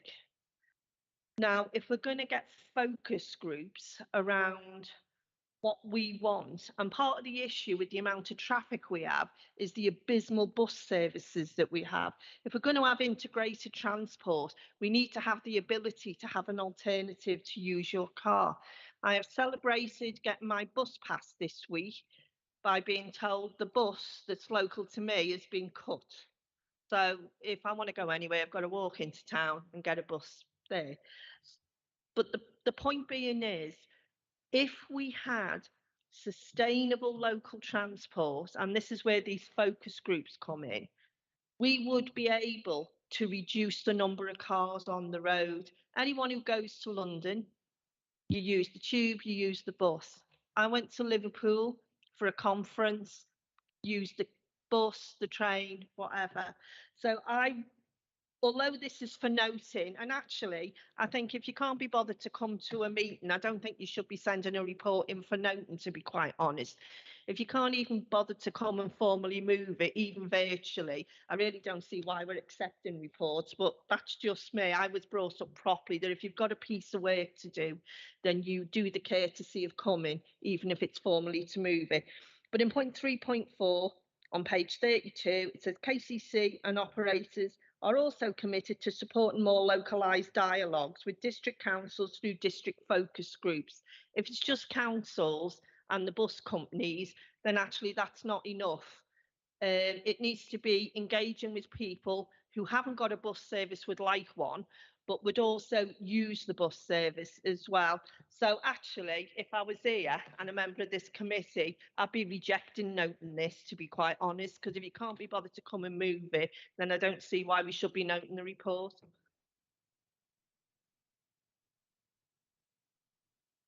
Thank you very much, Councillor Cleater. First to speak on this item, I have Councillor... Oh, no, sorry, you didn't say earlier. Councillor Harper, go ahead. Thank you, Chair. This is it's a very brief report, and in a sense, what's not in it probably says more than actually what is in it. As Maureen said, the issue around engagement with local councils, the bus companies and the communities has got to be at the hub of doing any work in terms of sustainable public transport. If we can achieve that in terms of a bus service across Maidstone and any large town in Kent, there's no reason why you can't start to see the shifts which were delivered in London under Ken Livingstone when the Fares scheme came in, and that radically moved people from using cars onto the bus and onto the tube. And in particular, where I lived is, you'd use the bus all the time, because you would go to a bus stop on a main A road going into, say, a local town, and the buses were every couple of minutes. And they've now got information signs on most bus stops telling you when the frequency of the service and when they arrive. They've got that actually in places in Kent. We don't have it in Maidstone. You turn up to a bus stop, you could be waiting 5 minutes, or you'd be waiting an hour if the bus is cancelled or more. The use of the money they've suggested here just doesn't seem to show much imagination. I assume that given Maidstone's population is over 10% of the county, that something like £3.5 million will be spent in our borough from this type of pot. But what we don't see is any mention of things like bus improvements, bus lanes, and I know they're controversial, but there's no reference at all to looking at bus lanes in the county from this. And when we actually look at Appendix A, it says a small number of highway schemes to promote more reliable bus services, e.g. pinch points. Are there any in Maidstone? Next item down, bus gates enforced with cameras across Kent? Are there any in Maidstone? You go on down, don't you? Introduction of trial multi-operator ticketing schemes using existing technology. Well, where? Funding for small operators to upgrade ticketing equipment to enable multi-operator ticketing. Well, where and when? Because we do have multiple bus companies in this borough. And you go on, and then when you actually look at their initiative updates on page 36, I think what's probably quite telling with Kent County Council's attitude, the officers' attitude tonight, is that last bit, other initiatives. All other initiatives, if you want the information, are going to be on the website. So is this really telling us, in reality, there's no point councillors getting involved, because rather than councillors having a role, you have to go to that KCC website where you're going to be told what they're doing with the money. They're not asking you, they're just going to tell you, and their website will remarkably and miraculously tell you what they've decided. I really think this report, as Maureen said, should probably be thrown out. It's not really worth the paper it's written on. Thank you, Councillor Harper. So that's all the visiting members, and let's start the comments. I've got Councillor English. Whilst I think we are not London and we are not going to have the opportunity to do certain things that the Greater London Council, as it was in GLA now, Transport for London, are able to do, we could probably do a bit better. I have to say, I lived in East Kent when I was doing business for about a year, about 5 years ago, and I had the opportunity to compare Stagecoach's approach to running a network of services with Arriva in West Kent.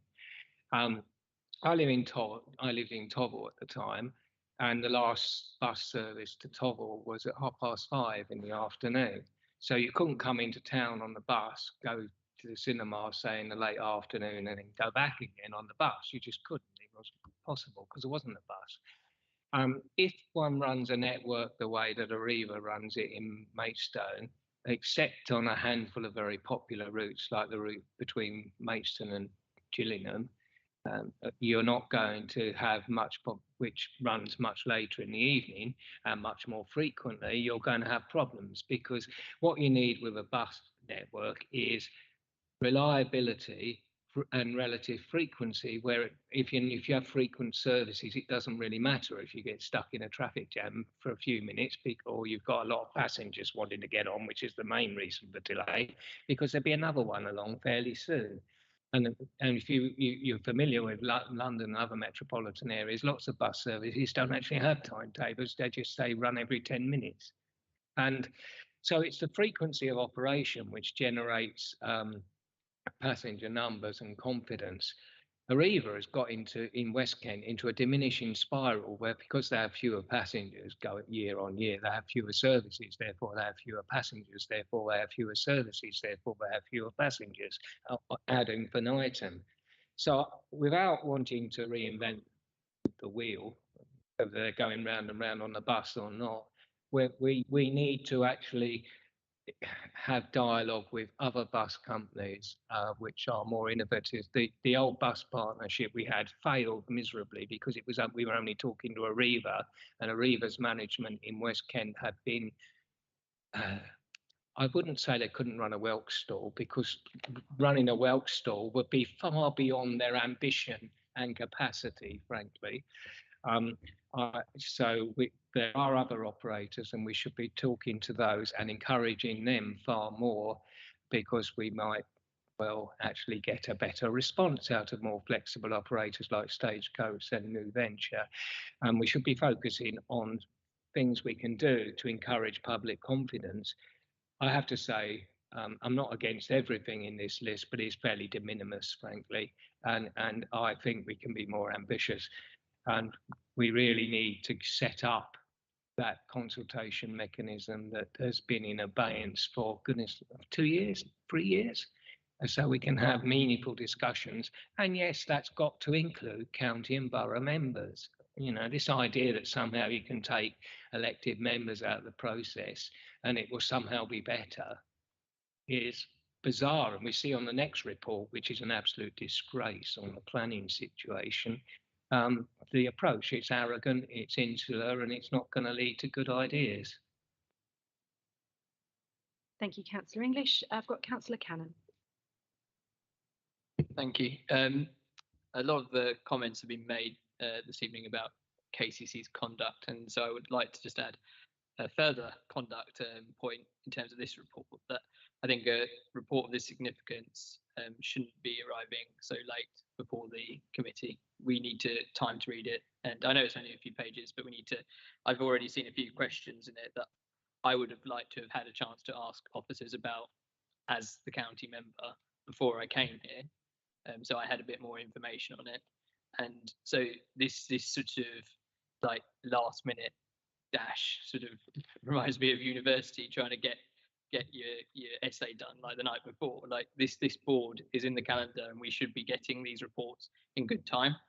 And then the only final point that I wanted to make on the content was Maidstone has one of the most sort of polluting bus fleets running. Arriva gets its buses from all over the country. The latest I've seen is one from Leicester. I know because it has adverts for the University of Leicester on, and I'm sure they're not just targeting Maidstone. And so I really want to see an improvement to the bus fleet that is operating in Maidstone, and this document doesn't have anything on that. We need better running buses in Maidstone and not the sort of dregs from the country coming down here to belch out pollution and idle in our high street.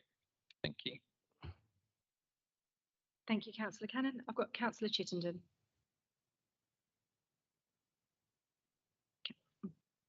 So you're pointing over there. Sorry, Chairman, I thought you were pointing slightly to the right.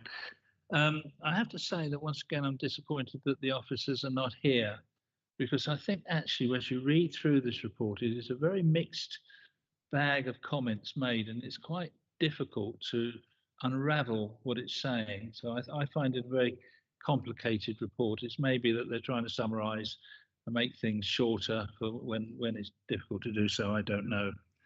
Once again, the government is demanding in relation to the money they have allocated to support a strategy on bus transport for a very quick turnaround on improvement proposals, making it very difficult for officers to manage what could be expended in the time period allowed.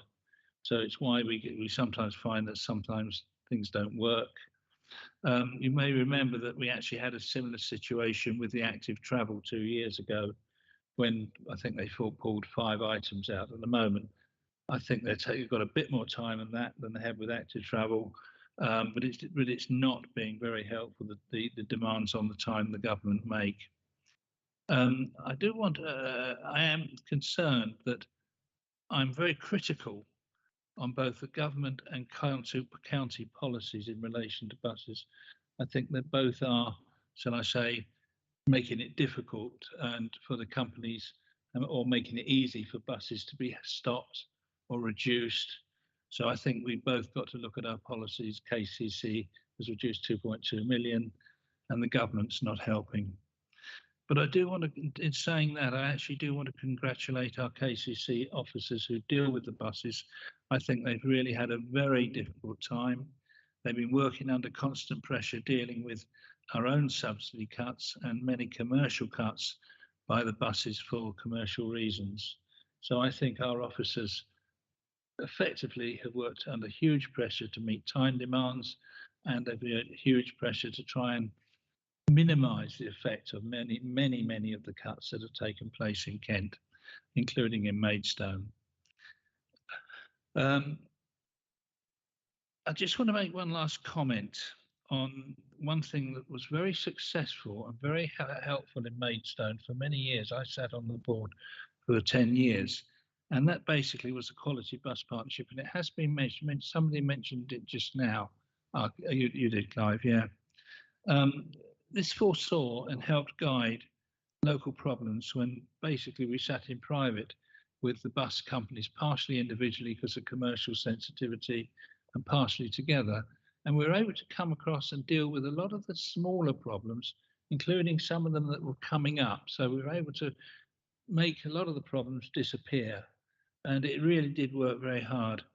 Now, the government has proposed, and there is that the districts with the council form focus groups with councillors and the bus operators.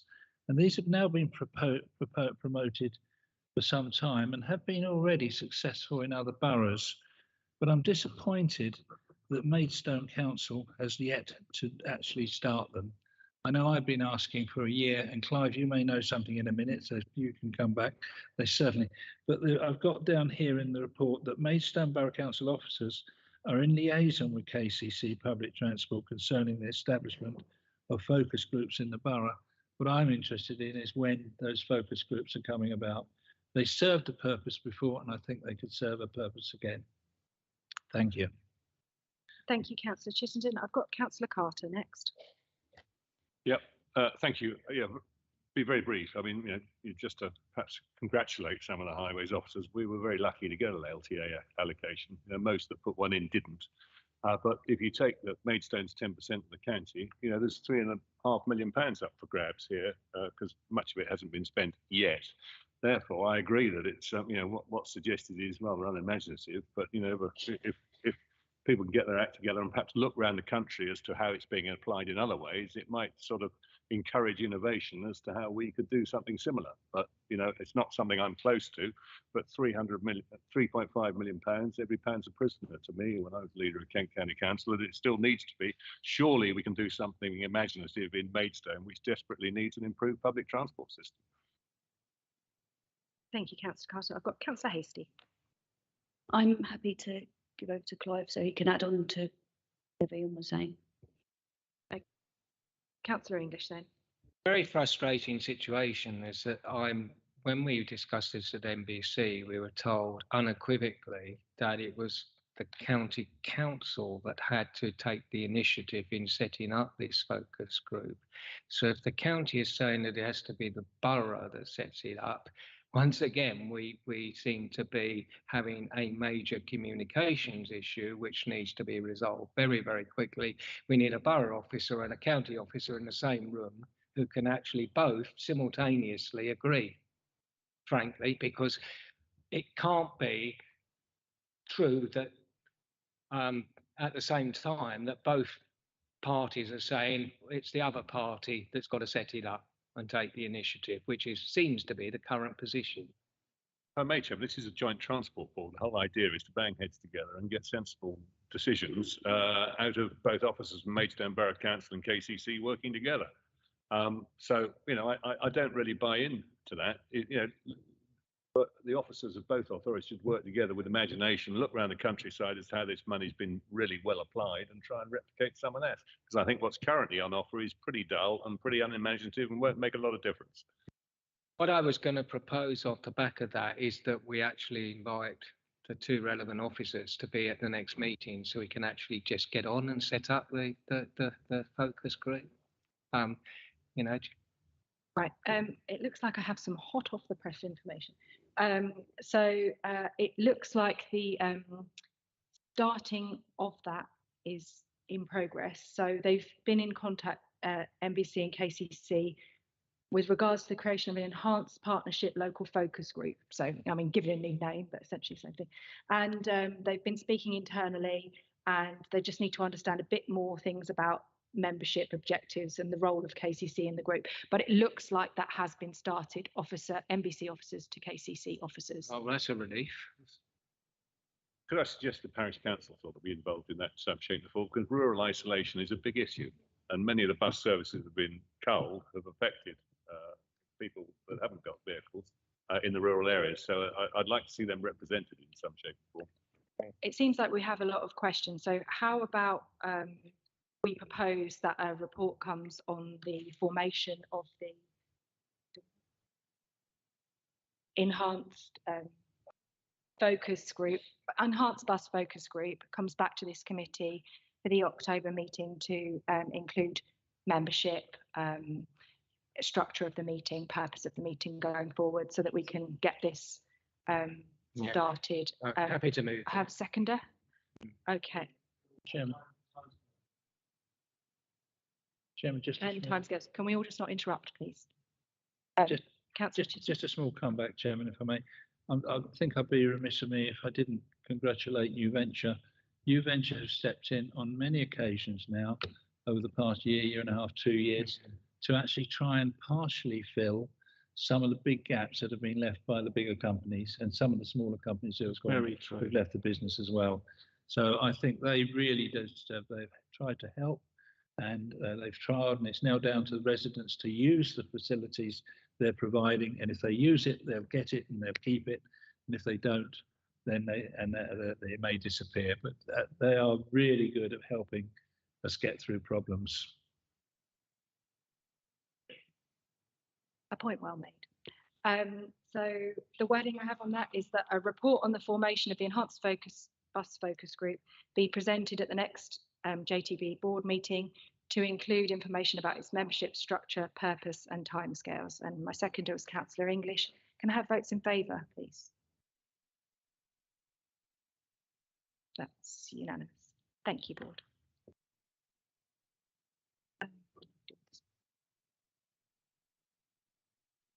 Okay, thank you. That's that item done then. So we're moving on now to item 15, which is the involvement in the highways aspects of planning applications. A message from on high, if you will, which is pages 7 to 9 in your agenda papers. This report has been put forward by the Cabinet Member for Highways and Transport, who was invited to attend the meeting but is not present. I have a visiting member, so I know you're all eager and I will get you when the visiting member speaking, but I have a visiting member on this item, so Councillor Spooner, if you'd like to step forward, thank you.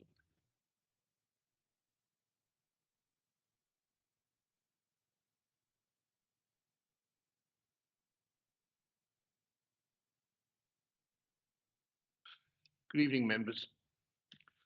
I read the report by Councillor Brazier with considerable interest and a fair bit of concern.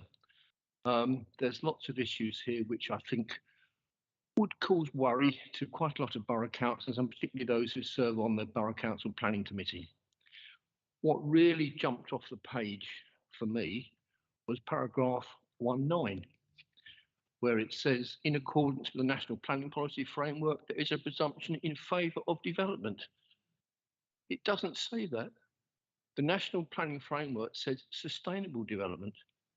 That paragraph then goes on to say that KCC Highways will work with developers to try and ensure that development can proceed. Again, that is wrong.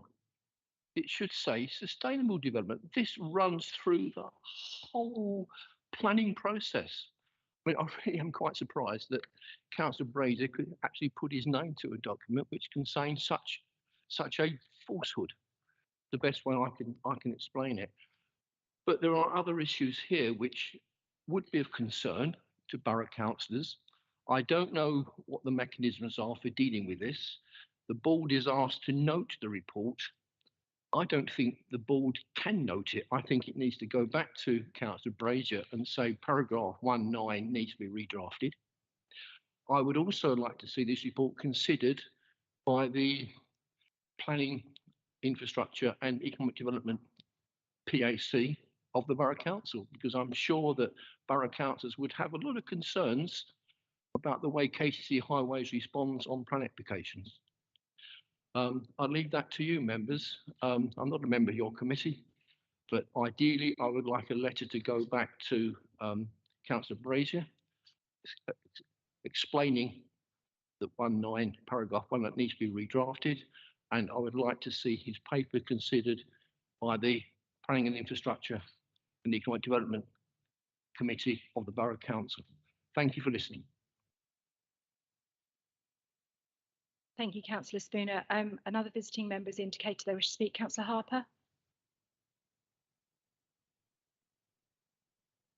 I wasn't going to speak on this, but looking at this report, as was just mentioned, it's at the hub of, I think, any planning application we get at Maidstone. I come and speak against quite a lot, and often it's because Kent County Council say it's perfectly okay to continue to build houses and never have to worry about the highways and so on. And now we find why we receive that advice all the time from KCC. that they've automatically decided, as his cabinet members told us, that they're going to approve every planning application to build anywhere and everywhere. That's their starting point. So I really think you do need to throw this out and tell this cabinet member, that this is not acceptable, and it's not an acceptable way for the county council to be advising Maidstone Borough Council or any other local authority in terms of the highway implications of planning development. Thank you, Councillor Harper. That's the end of our visiting members. So now, first person to indicate was Councillor Cooling.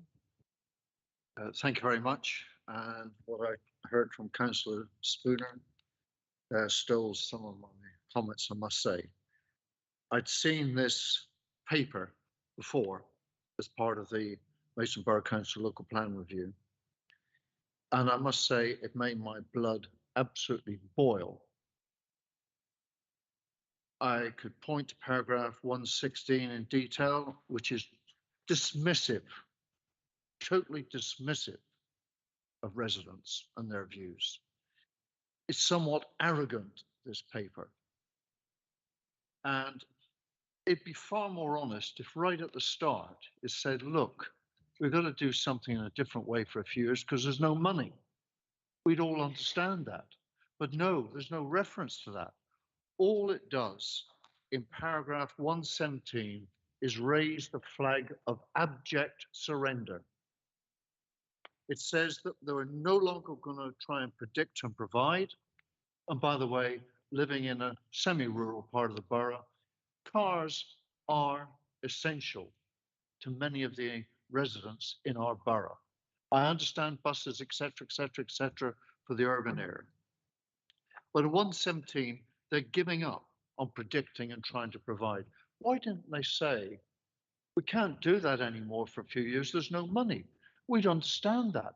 And then hopefully this country is going to pull its socks up and move forward and money might become available. So we're on to vision and validate or decide and provide. What a lot of rubbish. So I don't even know whether parish representatives, or sorry, COUT representatives have any say here, have any vote here. I haven't got a clue. I don't know what my status is. But this committee should actually reject this and say it's a ridiculous paper and the county needs to get on and be honest. No money, can't do anything except, but not to dress it up as some rubbish such as this. Thank you. Councillor Cooling, just to let you know that you both are voting members and you can move proposals. So I'm not sure if you're working up to that, but maybe give it a thought. I'll go to Councillor English and perhaps come back. Councillor English? Don't think one, leaving aside political issues, one can't note a report that is fundamentally inaccurate. It misrepresents the National Planning Policy Framework by misquoting it. It quotes the earlier version, which did have a presumption in favour of development. As the current chairman of the Borough Planning Committee, my honoured successor, Councillor Spooner, has pointed out, it's been updated to a presumption in favour of sustainable development. Now, to go on to the second point, if the county council as the highway authority are saying they can no longer do predict and provide, that's one thing.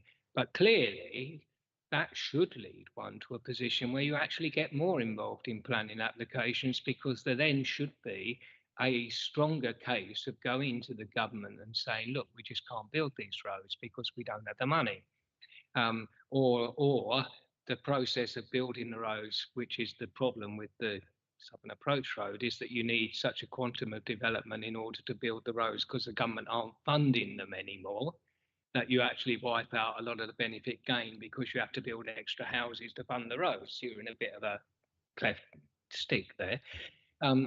So we should be saying that this situation where you can't provide additional infrastructure in most cases is a stronger reason for saying that county highways officers should be involved in the planning process and should be saying, look, the roads just can't take it.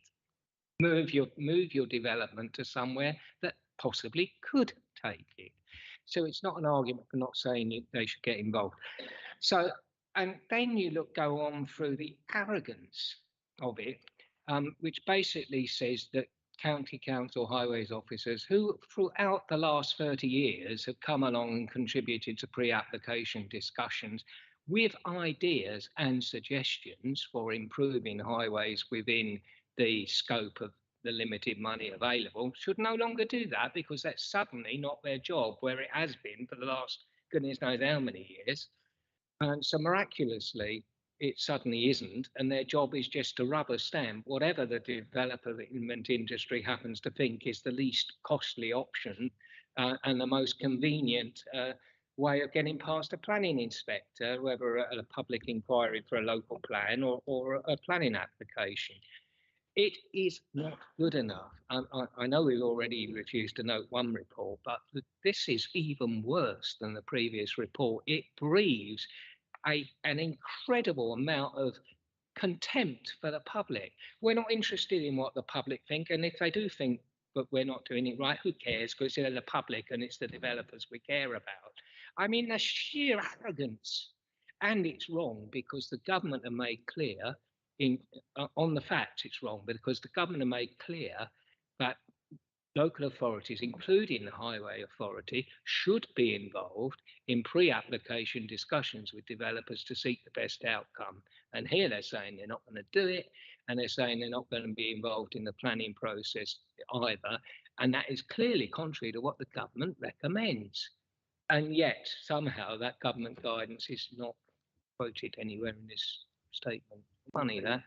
So I would propose, as Councillor Cooling was moving towards, I think that we do not note this report and point out that it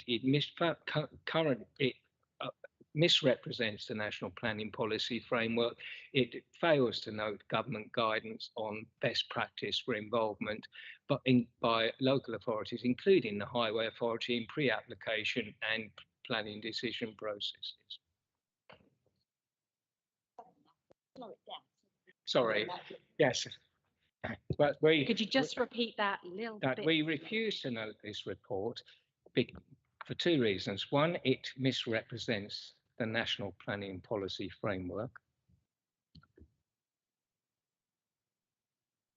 And secondly, it fails to note government guidance on best practice for local authorities, including highway authorities, on dealing with pre-application and planning decision processes.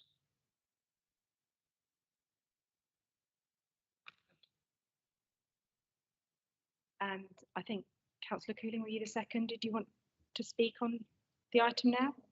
Speak on the motion, sorry? I'd like to add a few comments, and I think somebody else, as this is my first meeting, I think somebody else should second it. If nobody else does, I will. But I'd like.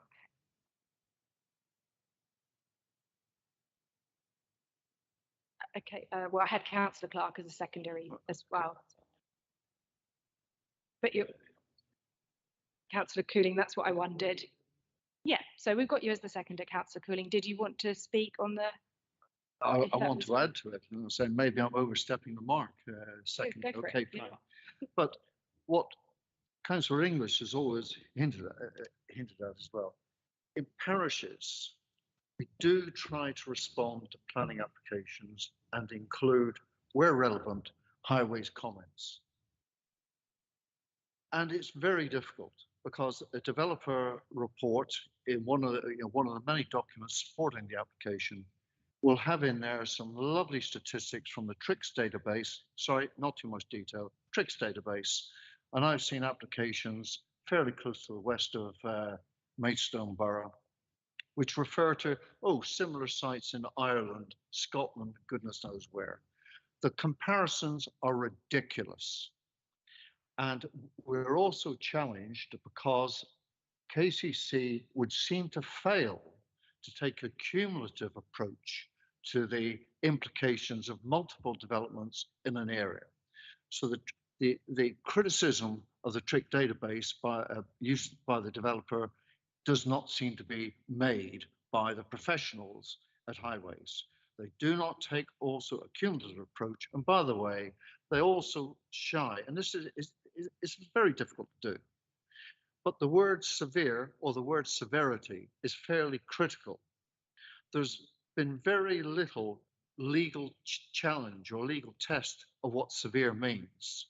And by the sound of it, and this is a criticism, sorry, KCC hides behind the lack of a definition of severe or severity and doesn't actually put one forward itself that it will spend money on defending at appeal. So when it comes to the parishes or Maidstone calculates parishes, a lot of our effort is wasted because the professionals who have far more clout than us do not stand up and be counted.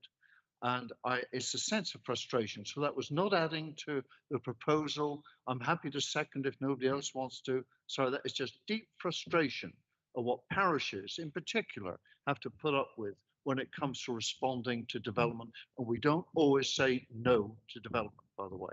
Thank you. Thank you, Councillor Keeling. I'm going to listen to some other comments before we come back to that proposal, where I will read it out in full, but I had Councillor Cook next. Thank you, Madam Chairman. I read this report with a fair amount of dismay, not just for the reasons that Councillor Spooner was pointing out, but it just seemed to me to be. I think I know what Councillor Braze is trying to do, and he's trying to manage expectations in terms of what highways can and can't do within the law of planning. And as Councillor English knows, it's all very well using the language, we need to think about what residents want, but if you're going to object to a planning application, those objections have to be for planning reasons, not because people don't like it, not because it's in the wrong place. Now, I think that the residents, parish councils, town councils, though everybody's views are incredibly important. But if you're going to say no to an application, it has to be on the proper grounds that could be upheld in an appeal situation. And in the good old days, from a highways perspective, the Highways Authority had the power to direct refusal, and there wasn't. And Councillor Lewis is absolutely right. There is a real issue about what constitutes severe congestion on the roads. But we have had situations where the Highways Authority, Kent County Council, has sought to take a lead, and Church Road was an example of that, where based on what the Highways Authority was saying, the planning committee at Maidstone Borough Council twice agreed to refuse that planning application. The Policy and Resources Committee agreed to refuse that planning application, despite officers saying that there weren't the grounds to do so. KCC Highways had said that had it still had the powers to direct refusal on that on the grounds of severe congestion, they would have done so. The problem was when it actually came to the appeal that inevitably followed. When we look at paragraph 113 on the report on page 8, KCC Highways needs to ensure that any transport models used to support a proposal are validated, current and suitable. Well, that was where we fell down, because the planning inspector held that the modelling and the traffic models that KCC was using to justify severe congestion were not up to date. And we ended up with the situation that we did. The other thing that on here, so I feel. Can we bring this to a close, Councillor? Yeah, I know. Thank you, Madam Chairman.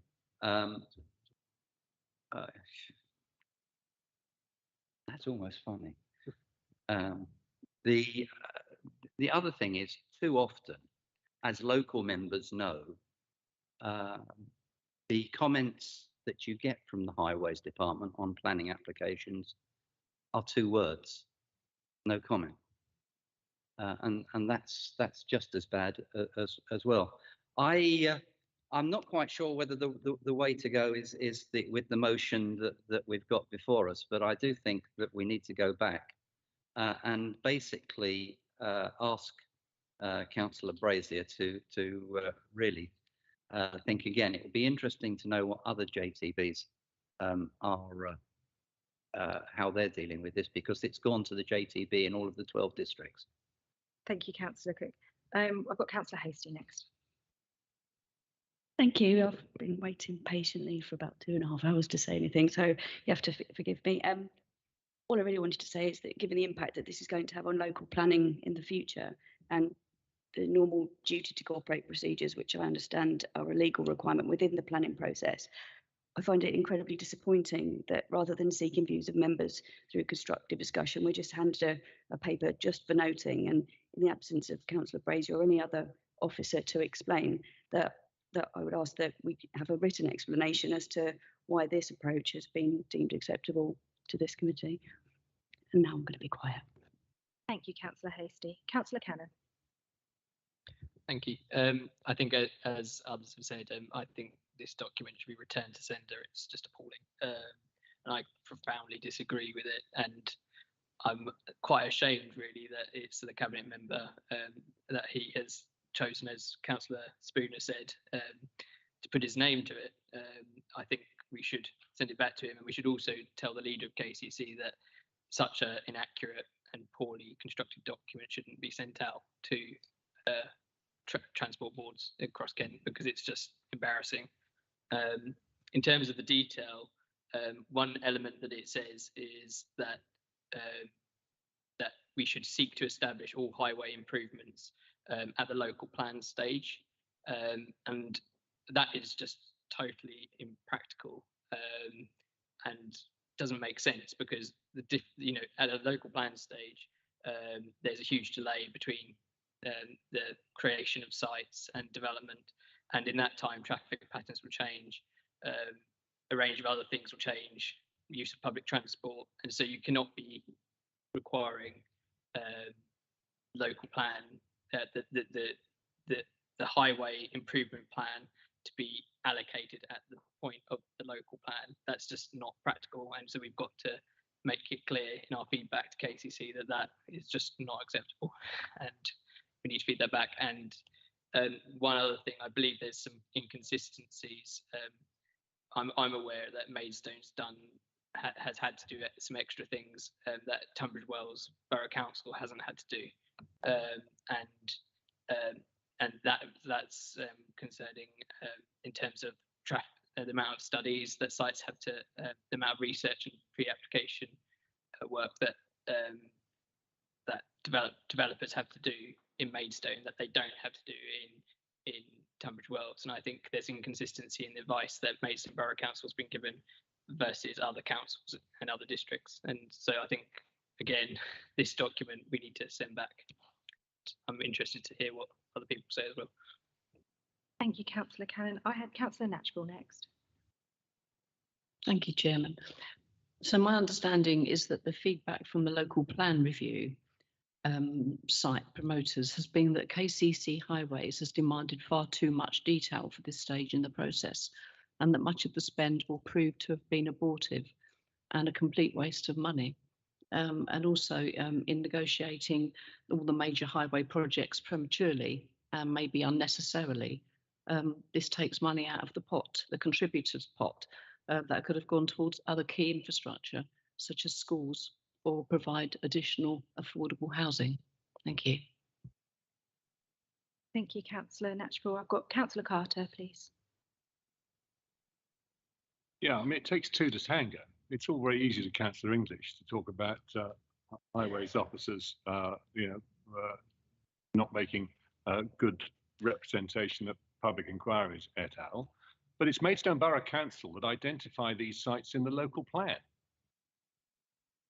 well, you were suggesting that the planning applications that come forward are as a result of the local plan that's published by Maidstone Borough Council. And it's quite clear that many of those sites that come forward, in my view, are unsustainable because of the location of where they are and the impossibility of the traffic existing road network taking those massive growth in numbers. And the other part of it, of course, is the ridiculous numbers that have been thrust upon Maidstone Borough Council and joint strategic housing needs assessments. And Maidstone's never really actually fought against government on that. They've sucked it all up and quite liked and enjoyed building more and more houses, in my view, in inappropriate places and started to ruin the place. So don't just blame the highways officers, because I'm convinced that the planning officers of Maidstone Borough Councils are pressurising highways officers not to put up too much of a fight at the public inquiry, because they want their local plan and the sites that they've identified in their local plan to get the consent to satisfy government and have more and more people living in Maidstone, which, as I started by saying, has taken a greater proportion of housing in this borough than possibly any other part of the country. So you would have preferred that a government inspector you will get your would turn. appoint somebody to just Councillor put housing Gooch, development you will get your wherever. turn. But wait, are you finished, Councillor Carter? I'm sure lots of people have comments, but I have, as luck would have it, Councillor English next. I did not say any of what Councillor Cook and Councillor Carter have just suggested I said. I have made no attack on county officers. What I have said is this paper does not represent the MPPF correctly, and it doesn't represent government guidance on how local authorities, whether they're borough or county councillors, are supposed to engage with the pre-application process and the planning application process. I was very clear about that. I've not attacked county officers. I like to put on record, for avoidance of any doubt, and I have found the previous involvement of people like Brendan a very great assistance, and it is because we miss the assistance of the officers from KCC that I am so annoyed about this. The comment about Maidstone Borough Council not resisting government targets is incorrect. The administration led by your own party and previous administrations has done everything within the law to raise this. If you want to make aspersions about people in politics who have done nothing to resist the imposition of government targets, you should be looking at Westminster, not at anyone in local government. And so I would say I would defend Councillor Burton, despite him being of another party, from those accusations. I would say that we need to deal with where we are and not how we got here, and go forward.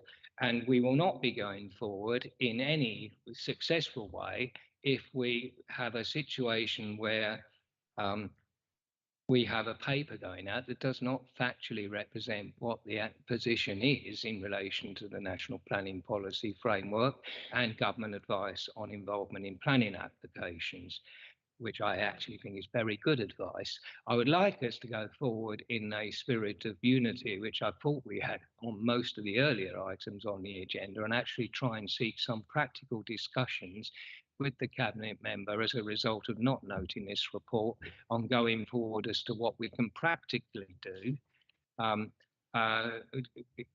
whilst minimising the workload. And we do understand that KCC does have these issues about how much it can do whilst minimising the workload. So I think we should try and create a dialogue. This is not a dialogue, it's an edict. I just clarified what I said. If I may. Well, I think I've got a personal explanation as to what I said. I did point my finger at government in putting unreasonable numbers on Maidstone in their JSNA. The policy used to work. Those that have built more houses get more houses thrust upon them. And I've said that in this chamber on many times, and Maidstone has taken more than its fair share. And as a result, it is now one of the most congested towns and difficult parts of the country to get from A to B in the morning and on the way home, and sometimes all day long. Maidstone Borough Council identified these sites in the local plans. I made the point that many of them were very unsuitable, and then highways officers at public inquiry had to justify why the site's been put in the local plan and how they're going to do the highways mitigation. And I suggest that, if better decisions have been made on better locations and a fight for reduced numbers. I mean, I remember in the early local plan, probably 20 years ago. Clarified. 20 years you've already ago. spoken, Councillor Carter. You have already spoken, and you clarified what you said to Councillor Well, English. I'll save it So for I another think we'll time. I leave look it there. forward to it. If you all might indulge me from the chair, I would say that we are the joint transportation board, and imagine if the residents don't care. The residents don't care if we do housing, if we do bins, if we do education, if we do buses. They don't care.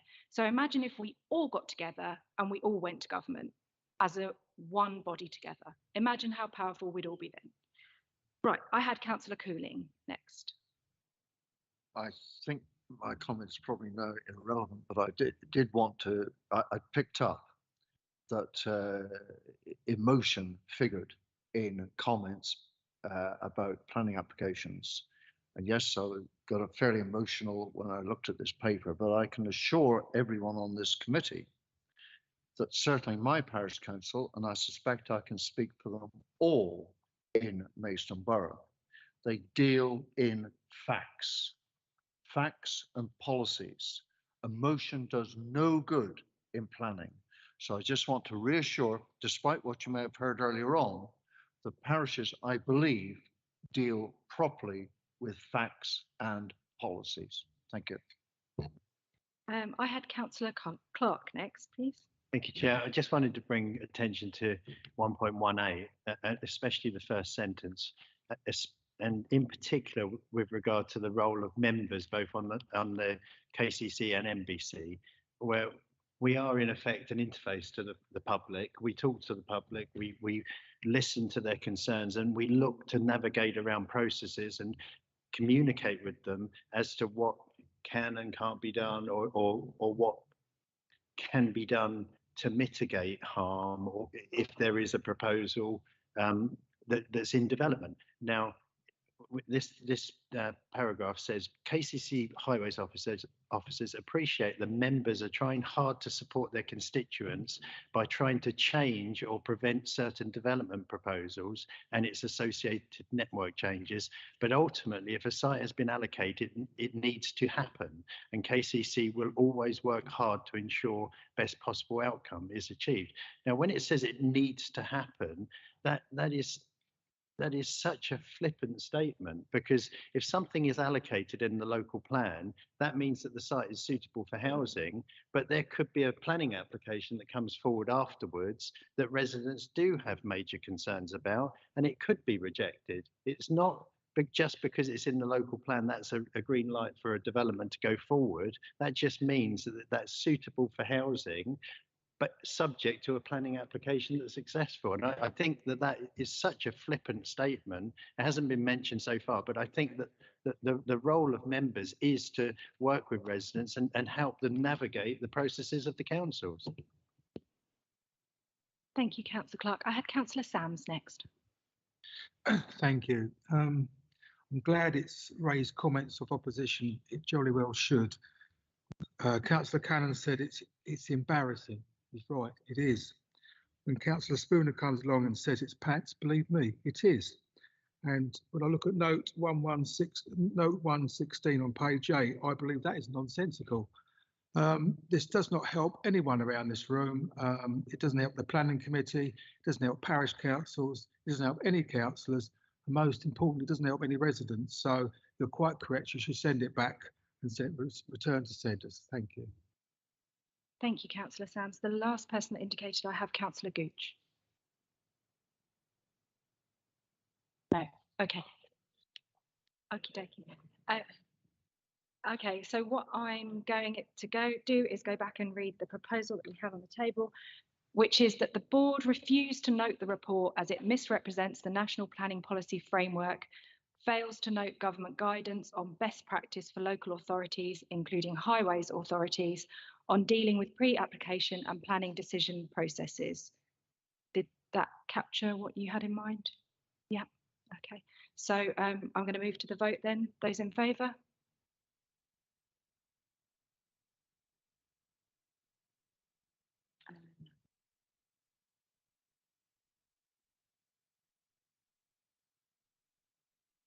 Okay, those against?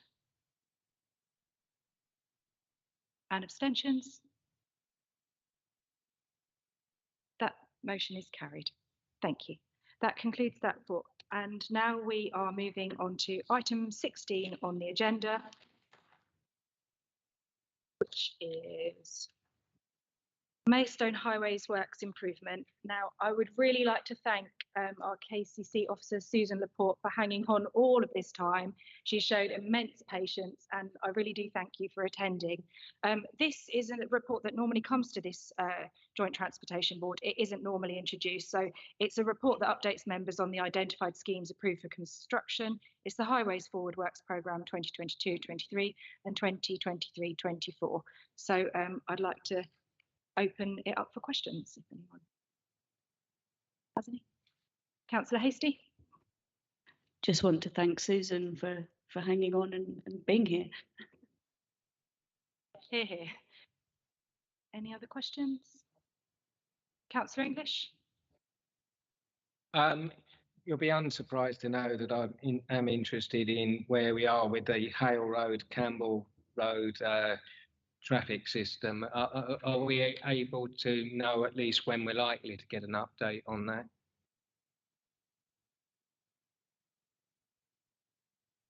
Susan, are you still there? And would you be able to answer Councillor English's question that he just asked? Thank you. Yes, so good evening, Madam Chairman, members and councillors. I'm afraid I can't answer that, Clive, but I'll have to go back to the Lee Birchall team that are dealing with that junction improvement for you. So if you can leave that with me, I'll make sure that they come back to you with a response. Fantastic, thank you. Any other questions? No, I can't see any hands raised. So I'll move that report be noted.